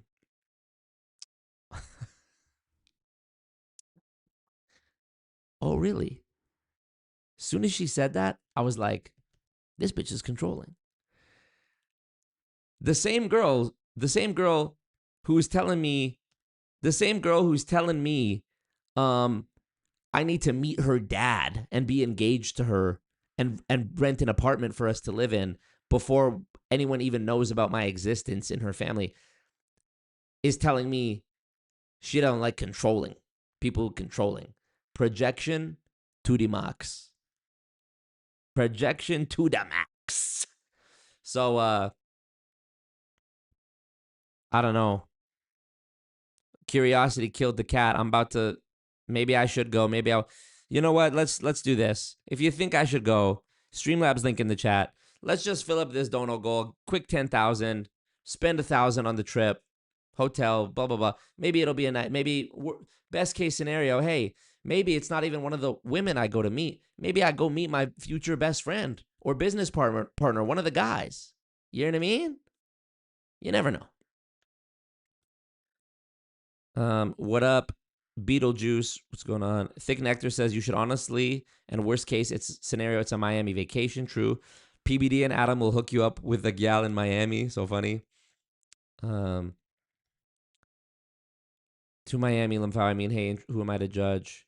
I take the pilgrimage. Watching Trump talk live to the press. This is crazy. The shooter was Indian. Damn. Okay, so it was a shooter. We haven't looked at it since the beginning of the stream. Should I check the update? Trump news. Okay, same shit. 1, 2, 3, 4, 50 billion gal. Julissa says, my dude, you are 30. Go take the pilgrimage. You'd vibe with a literal wall. What if it's fun? I appreciate that. That's very sweet. But, 30's young for a man if you're doing everything right. Gal at the gym last night said I look 26. So when I'm 40, maybe I only look 36. Okay, now it's time to settle down. I saw this meme that was so applicable to me. It was like, what was it? It was like a picture of a guy with the 1,000-yard stare, and the caption was like a girl saying, "Oh, you're breaking up with me," something like that. "You're breaking up with me. I lost my dream girl like 4 girls ago," type shit. I looked at that. I looked at that on my phone. I said, type shit out loud, and then I kept scrolling. A man losing his mind in his apartment. Shout out to Michael for getting his Numbers Guy t-shirt just now. Congratulations, Big Mike. Legendary. Julissa, come on. Julissa Castillo 574 donated 13 Canadian dollars and 68 cents. Go do it for the plot. Julissa, you get... Do it for the plot. Thank you, Julissa. You guys will see Julissa in the new episode of Multi-Level Misery that we filmed earlier today, but you probably won't see it for a little while because I have like a backlog of episodes that I filmed that need to come out as well, which I feel bad that I'm behind on. Go for the vibes. If you meet your future wife, it's a W. Glow says married to the game. Yeah, honestly though, it's not even on some like I hate gal. It's not even on some incel. Like I think I take care of myself. I think I'm a handsome dude. I know I'm smart. I know I'm generous. I know I'm romantic. I'm fine with all that. I just something in me, brother, 5 years ago, and it's not even like I'm not talking heartbreak. I'm not talking anger. I'm just talking like, that feeling of like smittenness, that feeling of butterflies. I just lost it. On some real shit, I just don't feel it anymore. And I can like zoom out and realize like, what's going on, Marco? This is a girl in front of you who a few years ago you would have been over the moon and trying to marry this girl. And now you feel nothing. And I can't explain it. I can't explain it. I'll literally be asking myself, what's wrong with her? She's fine. She's funny. She's beautiful. She's smart. She comes from a good family, this and that. But you still don't feel anything for her. So what do you want? Hey, don't know. Can't explain it. This reminds me of my days working at Bally's. So true. What was the saying? Every accusation is a confession. Yes. What do you What do you have to lose? We're dead inside. I think you know what it actually might be, since we're psychoanalyzing this, right? What up? As soon as I found out about that shirt, I gave you the money. Boom, legend. You're hilarious. Thank you, my brother. Appreciate you, Michael. I actually think it's sort of like a feeling of what's the point? I think that's what it is more than anything. What's the point? There's no novelty in me going on a date with a girl and having a nice date and then some romance ensuing. I've seen that before. I'm fine. There's no novelty in that. And the idea that I'm going to like get married and buy a house and have children, and that seems just so uncertain that maybe that's why. It's like my underlying animal instinct desire to like, have children or something is like, has been stifled. So now that everything that's upstream of that, I'm just like, I'm good. Anyways, continuing on, apologies to William. Continuing on with this William video about boomers. And so I like the Democrats more because, yeah, they want like infinite migration, and a lot of them like profess a profound disdain for me as a young white man. Many of them are like ideologically very, very left-wing to a concerning point, but it... See, this is what's so funny. Earlier on the stream, I was saying what up to Hasan. I like Hasan. I have to admit, I haven't watched a ton of his content. Like, I don't watch his streams, and I have been watching a ton of this guy William's videos. But William doesn't like Hasan, and I know a lot of people don't like Hasan, and a lot of people I like probably don't like Hasan. But bro, I like everybody, man. Point, but at least they don't want to go to war with Iran, and at least they want to tax the fucking interest on boat loans. Boat loan interest. I'm sorry, I can't get over that.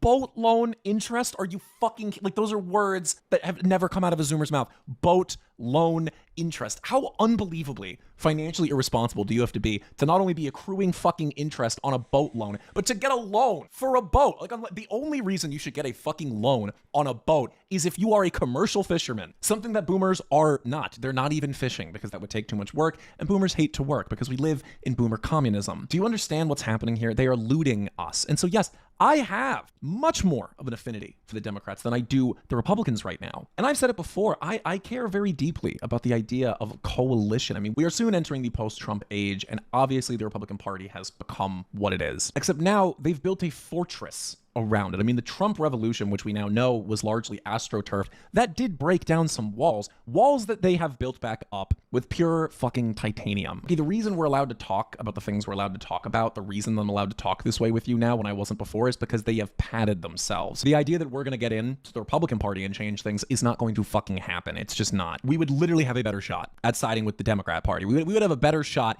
infiltrating the Democrat Party and then like restarting the Blue Dog Coalition, something like that, which I wouldn't be fucking opposed to that. You understand? Like, and maybe, I don't know why leftists would see this. I don't know why they would hear my politics on this, and maybe they wouldn't want to hear me out because of my more inflammatory statements, but I truly mean this. You would landslide every election from here to really the death of people my age if you just very fucking simply cut the race stuff. That's it. Just cut the race stuff. Just stop trying to kill me, okay? Like, other than that, most Gen Zers like the idea of taxing the wealthiest. Most Gen Zers would benefit from the idea of taxing the wealthiest, of having education be free, better state-subsidized healthcare, actual investment into families, okay? And by the way, I think most Gen Zers would be willing to concede some things within legal migration and within the demographic makeup of America. I think they'd be willing to concede certain things, okay? But just stop the race stuff, okay? You have beaten and ground down young white men to a pulp, okay? Any, like, privilege that did exist in our society has been ground away. So true. So true. And I mean, I never believed that people were racist on the basis of skin color to begin with. At least in my lived experience, I've never witnessed that. There's always been some reason. It might not have been a very good reason, but it was never about skin color. And the white man thing is so preposterous. Honestly, white people, I'm enraged on your behalf because they've demonized y'all to a point where, you know, it's become socially acceptable even to say things like there are no good white people. Imagine saying that. Imagine saying that about any other group. It's just awful. And this deference that we've given to visible minorities when the entire white diaspora, and I say white diaspora because a Russian white guy is completely different culturally than a Swedish white guy, but they're both ethnically white. The entire white diaspora is like, what, 10% of the global population? Come on, y'all. If anybody's being undercut or replaced or you name it, it's white people. And, you know, me and my friend Franz, he's a Swedish bodybuilder. We've had him on the stream before last year when we were in Vietnam together. And me and him were at the Thailand... We were at the Thailand immigration office one day renewing our tourist visas. And when you do this, you basically stand in a queue for, honestly, it could be 10 hours. Like, it's you have to sacrifice a day to do this, to get your extra 30 days. During the time we're there, we're socializing. It's basically like you take a number and then they call your number. So we're there and we're socializing with this... I believe they were Finnish. It was a Finnish husband and wife. They were quite young. They seemed to be maybe mid-30s. Okay, at the time, I would have been 29. My friend would have been 29 also. And we're chatting with them. And so, mind you, it's me, a brown guy, a white Finnish man, a white Finnish woman, and my white blonde-haired, blue-eyed Swedish friend. And him and I end up getting into, it was kind of awkward because him and I end up getting into a polite disagreement with the girlfriend. And the guy was, I could tell the guy was trying to be cool and like, you know, try to like give us out. In his heart, he agreed with us, but he had his girl there and he's trying to like, oh, well, you know, honey, you know, he's on some shit like that, trying to make his girl feel like he's on her side, but really he's on our side because what we were saying was true bars and facts and knowledge. And so we were basically talking about this precise thing, about how much we respect the Thai culture for being deferential to Thai people. You don't get to go there as a foreigner and own land. You don't get to get off the plane and say, I'm in Thailand now. I'm a Thai person. I'm Thai. You don't get to go to the temples as a foreigner without paying, but the locals go in for free, etc., etc. We were pointing out how all these things are good. And then we started talking about how, like, in Sweden, in Canada, there's too much immigration. We don't have the infrastructure for it. White people are being replaced. The immigrants that come have way more children than white people. So even if they don't like racially mix and have children, even just them coming with their own families, like a husband and wife coming from, you name it, they're going to have more children generally than white people. And if you bring in 1 million of them, it's not going to take long before they've completely outpopulated the white people who are not having kids largely. So we're talking about all this. And of course, the white woman fighting tooth and nail for her own people's extinction is like telling us how we're wrong and we need to give them a chance and they deserve to come to our countries and have a better life and this and that. And we're both just like, man. Like, I said to her, I said, you have to understand, I'm a brown guy myself. My family is immigrants. They did immigrate. I'm not anti-immigration, obviously. That's not the point. Point is, you see my beautiful blonde-haired, blue-eyed friend here. I want him to still exist in 100 years. And at the rate we're going, he might not. People that look like him might not. I'm being dramatic with the whole 100 years thing, but it's the principle we're discussing. And she couldn't fathom this. She couldn't fathom the idea that I believed. She couldn't fathom my argument that actually white people were being disadvantaged presently. It was bizarre. And I get it, you know, they want to be empathetic and she's, you know, they feel bad and there's like this tendency to want to be like maternal and care for others. And I get it. And it's all good. But yeah, we got to help out y'all got to stand up. I'm trying. It's this bad that a brown guy has to tell y'all, come on, we got this. Stand up, stand on business. Anyways, back to this. Appreciate you, Lolilo. Finally made it to a Marco live stream. Hi, Marco. This is one of my paid bots. You are so smart and good-hearted, shining light on all these scams. I'm coincidentally still awake here at 5 a.m. in Austria. Wagwan, Austria. Viva la Austria, or whatever y'all say over there. Appreciate you. Thank you. Marco DeLeon. Wagwan, Marco. What up, Marco? What up, Marco? Brian Pascal, what up? Saturday. Glad the Saturday streams are back, my brother. We've been back.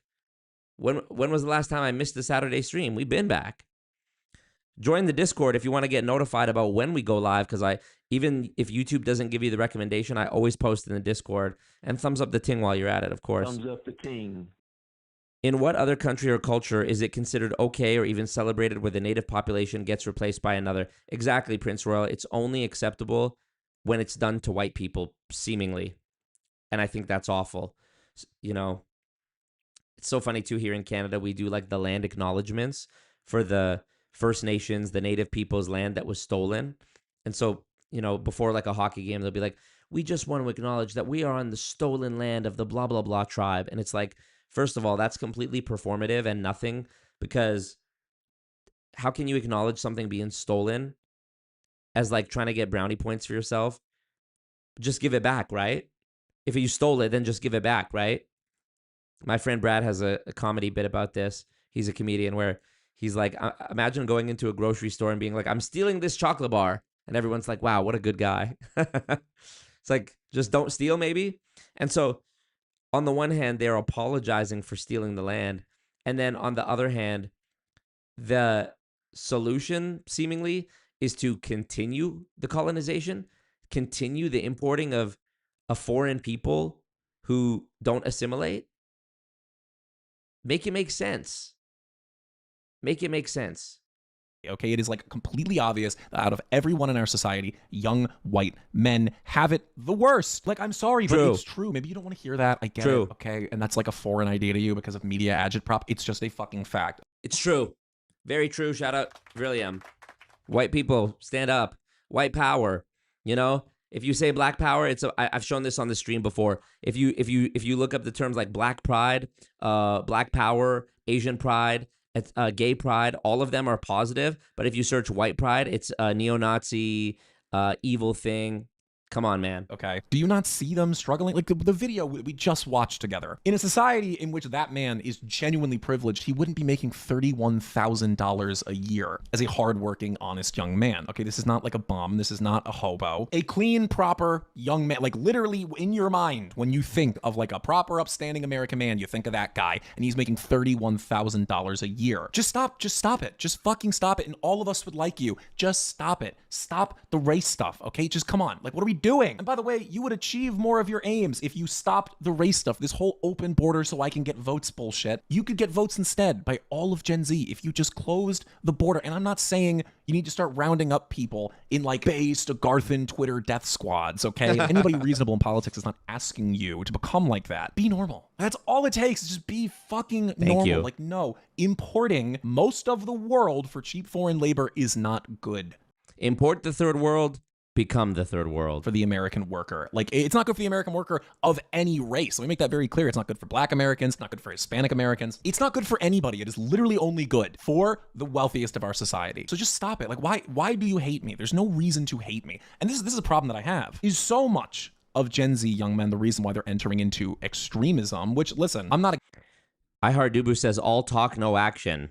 For real. Against that. Not at all. I think it's awesome. But we're beginning to see it cross into an area that is not possible. Okay, something like Groyperism is good because it's possible. It's things that make fucking sense, okay? Things like Turner Diary white nationalism, that's fucking nonsense. That's nonsense. Like, let alone the moral implications of it, like putting that aside for a I don't even know what he's talking about here, TBH. moment here, it is just objectively not possible. But your insistence on hating us is causing that when you could just be normal. But then the problem I have is that really what we should be striving for ideologically in American politics is mercy rather than revenge and anger. I understand more than anybody the desire to like absolutely uproot and destroy everything, but that's not going to happen, okay? The state and the infrastructure around it, insecurity, is so strong. They know everything about you. They know all of your movements. A revolution is not coming anytime soon. It's just not. It's not possible in the modern day. So rather than hoping and praying for the revolution that never comes, we should make some concessions and then a cost that our opposition makes some concessions. Like, you don't need to hate us, dude. You don't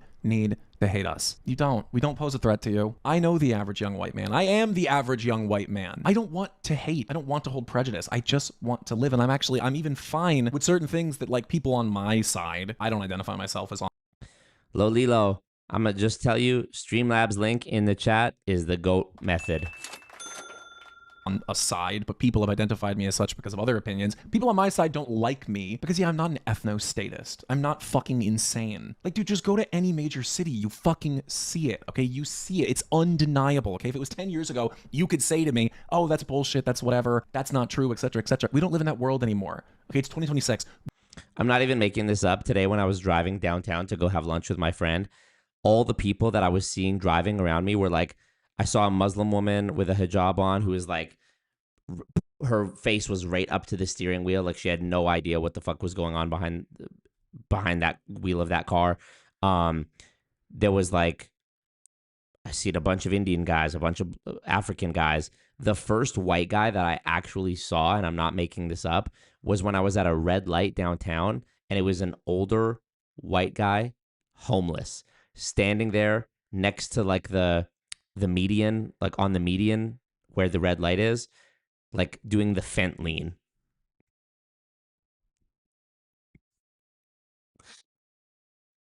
Oh my God. Go to New York City. It's a fucking mess. And clearly the debase and grind down white people politic has not solved anything for anybody. It hasn't. It hasn't solved this issue. It hasn't taken us out of Iran. It hasn't even taken us out of Iraq. What we need more than anything is a coalition, an America First coalition that is not defined by any specific, like, codified social value, okay? Because, yeah, there are very coastal liberal Gen Z people who have, you know, their secular whatever, and that's fine. If we think with reason and logic for a moment here, like, that's fine. It's fine if people want to be secular, okay? It's not, hey, that's not my salvation. We need politics that are fucking normal, okay? We need a radical pragmatism. That, if there's anything that I represent in politics, it's radical pragmatism. I want radical change in our society, but I'm fucking realistic about it. Let's be real. Let's be honest. Let's be truthful, okay? And the truth is, attempting to just continuously debase and impoverish young white men, it's not helping anyone. Like, if it was helping you, I'd get it. Like, if this was sincerely enriching and sincerely, like, empowering the non-male, non-white groups, I would understand that. But it's like objectively not. It is only enriching the political class surrounding these issues. Like, someone like an Ilhan Omar isn't enriching you. She's hardly even enriching the Somalis she imported. She is enriching herself. And you need to understand that. And if you can't grasp that,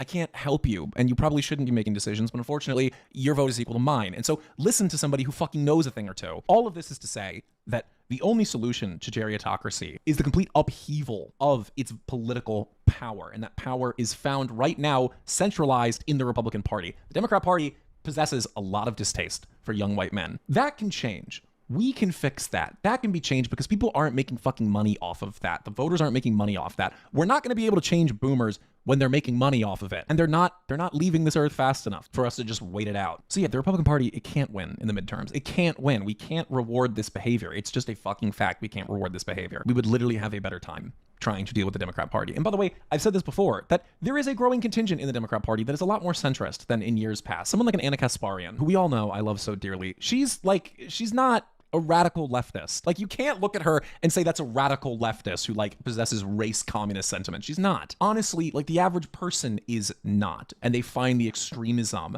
of, like, the 2010s ridiculous. And so, with all that being said, I want to highlight these issues because I want to see genuine and real America First solutions proposed, however those may come. And I don't care if it brings flack on me. I don't care if the most ideologically orthodox of, like, the dissident right comes at me and says, how dare you even contemplate the idea of working with this party that allows race communism and yada, yada, yada. And to that, I would say, hey, maybe that's keeping bad company, but you can stay over there and enjoy your no taxes on fucking boat loans. Folks, that's going to do it for us today on this. What a great video. I actually, I had a boomer experience of my own recently. It was when I went to Calgary to film my my interview with Arthur Kwan Lee. There was a gentleman that was on my plane from Edmonton to Calgary, who I ended up having a long time to chat and bond with because our flight was delayed like 11 hours. And which means that if you know the distance between Calgary and Edmonton, I literally could have walked and made it to Calgary in the same amount of time that it took to get on the fucking plane and get there. It's a 30-minute flight. And it was delayed by 10 hours, and then we sat on the tarmac once we landed for another hour while we waited for a ground crew to let us off the fucking plane. Anyways, the gentleman I was talking to, 65 years old, works for a large multinational cookware brand. Flies around, does trainings, checks on inventory at different retailers. Wealthy guy.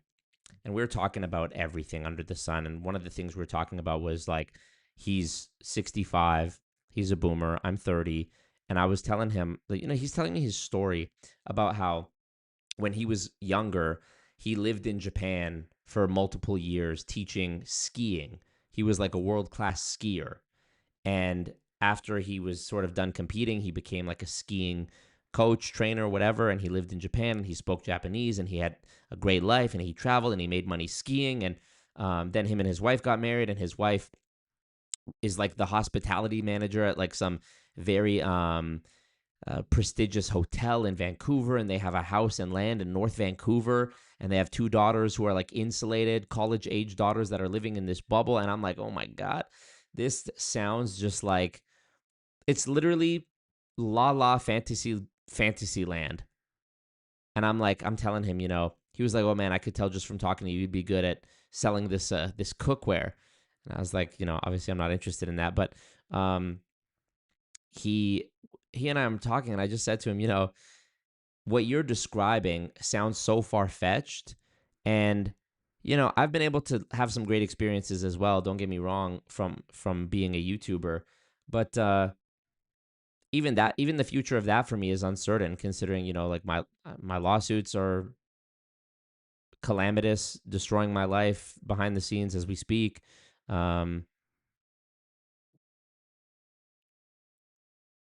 So I mean, even that aside, it's like the house situation, the um,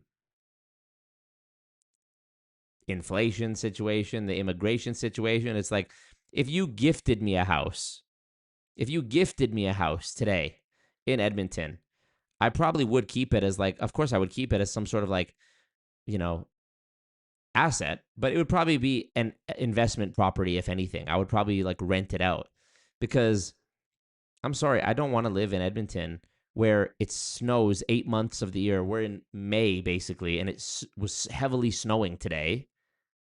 And it's just not the country I recognize anymore. And, it's just not the Canada I grew up in anymore. And so I'd rather, I spent 3 decades of my life here. I welcome the idea of going and exploring other things and trying to see the magic of other places before it gets crushed out of them as well because of capitalization and boomers wanting to vacation there. I was in Bali last year. No, end of 2024. I filmed a great video there called Every Influencer is Lying to You. Go watch that on my channel. It's certainly my most cinematic video.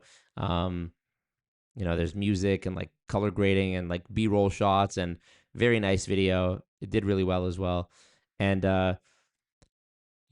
I could tell from being in Bali that I was there 5 years too late, at least 5 years too late. There was one rice paddy that we drove by. I kid you not, a fucking Ferris wheel was being put up in the rice paddy. Endless protein smoothie bowl shops, endless flat smash burger shops, endless high-end bikini shops, endless vape shops. It was just it was influencer hell is what it was. Russians, Brits, Israelis, all these different Australians, all these different accents that you're hearing all around. And it kind of answered my question. I made this joke to my friend who I was with, my Swedish friend. And I said, how I was joking about where have all the white people gone? I go to Canada and it's all immigrants and there's no white people left. I come here and it's the opposite. It's all white people. This is where they've been hiding. They're in Bali. They're in Canggu. They're in Uluwatu. They're here hiding out, and you barely see any Balinese people. It was wild, except for the service staff, really. And it was just insane. The roads are crammed with bikers. Literally, I'll show you. It's called what's this street called? Canggu. I think it's called Shortcut. Yeah, Canggu Shortcut. There's a whole YouTube channel dedicated to this Canggu Shortcut.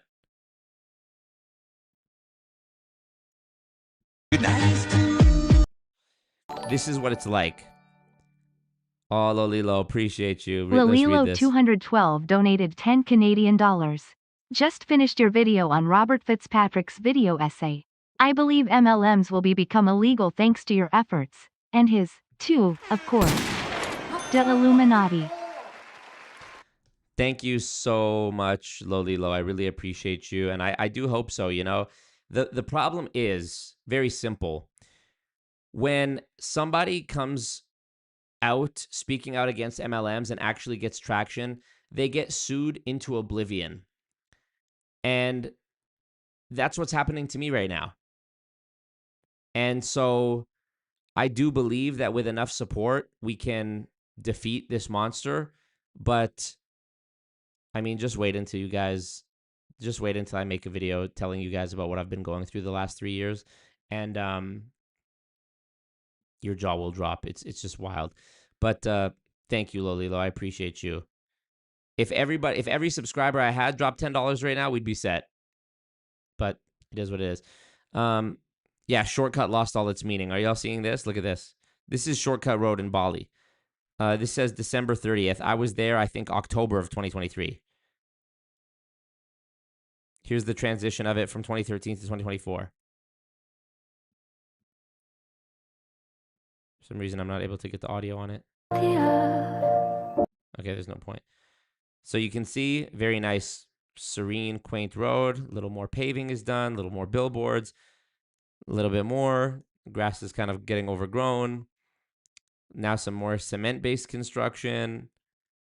Now more power lines, billboards. Now all you can see is billboards. Teeth whitening. Look at this. Teeth whitening. I'm sure there's a cafe there. Yeah, it's just completely wild. And my friend who had been to Bali before, when we were there, he said it's completely different than when I was here last.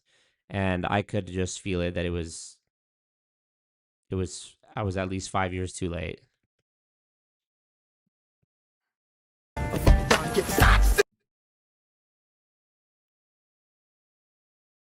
And like, see how packed it is? All these foreigners just driving around with no helmet on. Like, it got even crazier than this. Yeah, see, it says this isn't even bad. It gets worse during rush hour. Canggu, Bali, rush hour. Let's look at that. I mean, and you know what's crazy is I had a bike. We rented bikes because my friend told me it would be fine. Bro, it was not fine. Like, I'm not an experienced rider, and so this was so fucking sketchy to me. And I didn't even ride a bike in Bangkok because the roads are so crazy. I didn't feel confident driving. And then I got thrown into hard mode, driving around in this nonsense. When did this start becoming a thing too? I've bitched about this before, but for years now, people have been writing like this. How driving in Bali looks like. Does nobody else see what's wrong with that? You sound like a little kid. How does it look like? You can say, how does it look? Or you can say, what does it look like? You can't say, how does it look like? That's just not correct. Speak English, lol. What up, Dylan Honey? Thailand does have better cannabis policy, but I'm not a fan of that. I don't smoke weed, so I don't like even smelling it. Plain Decoded says, even if they sued you and were successful, what could they even do to you? That is what nobody knows. That is what I've not gone public with, and it turns out a lot. It turns out quite a lot. And so, yeah, that's all I'll say for now. Lombok next, or no, Timor-Leste, that's where it is. Well, it just keeps getting spread out. The inhabitable areas just keep getting spread out, so... I'm losing my voice. That's all I got for you guys today. Appreciate all y'all. It's always refreshing. It always takes me away from my doom and gloom and depression to hang out with y'all here. And it gives me hope for a better future because it seems that I'm not the only one who is frustrated. So, yeah, I appreciate you. Oh, I missed this comment from John DePina. He says, Marco, I kid you not, stayed in Kuta, Bali for a month, linked with a girl from the UK from Tinder. She asked what she did for work. She told me she makes food review content. Oh, yeah. MLMs, fitness coaches, scammers of all kinds. It's all out there. OnlyFans, it's all out there. Super Hans Ewok. Yes, boomers have all the money, case closed. Yeah. Appreciate you guys. Thanks so much. And I'll see you again on Wednesday. Appreciate y'all. God did. Join the Discord. It's free to join, of course. Marco. Appreciate you guys. The goals, man. The goals.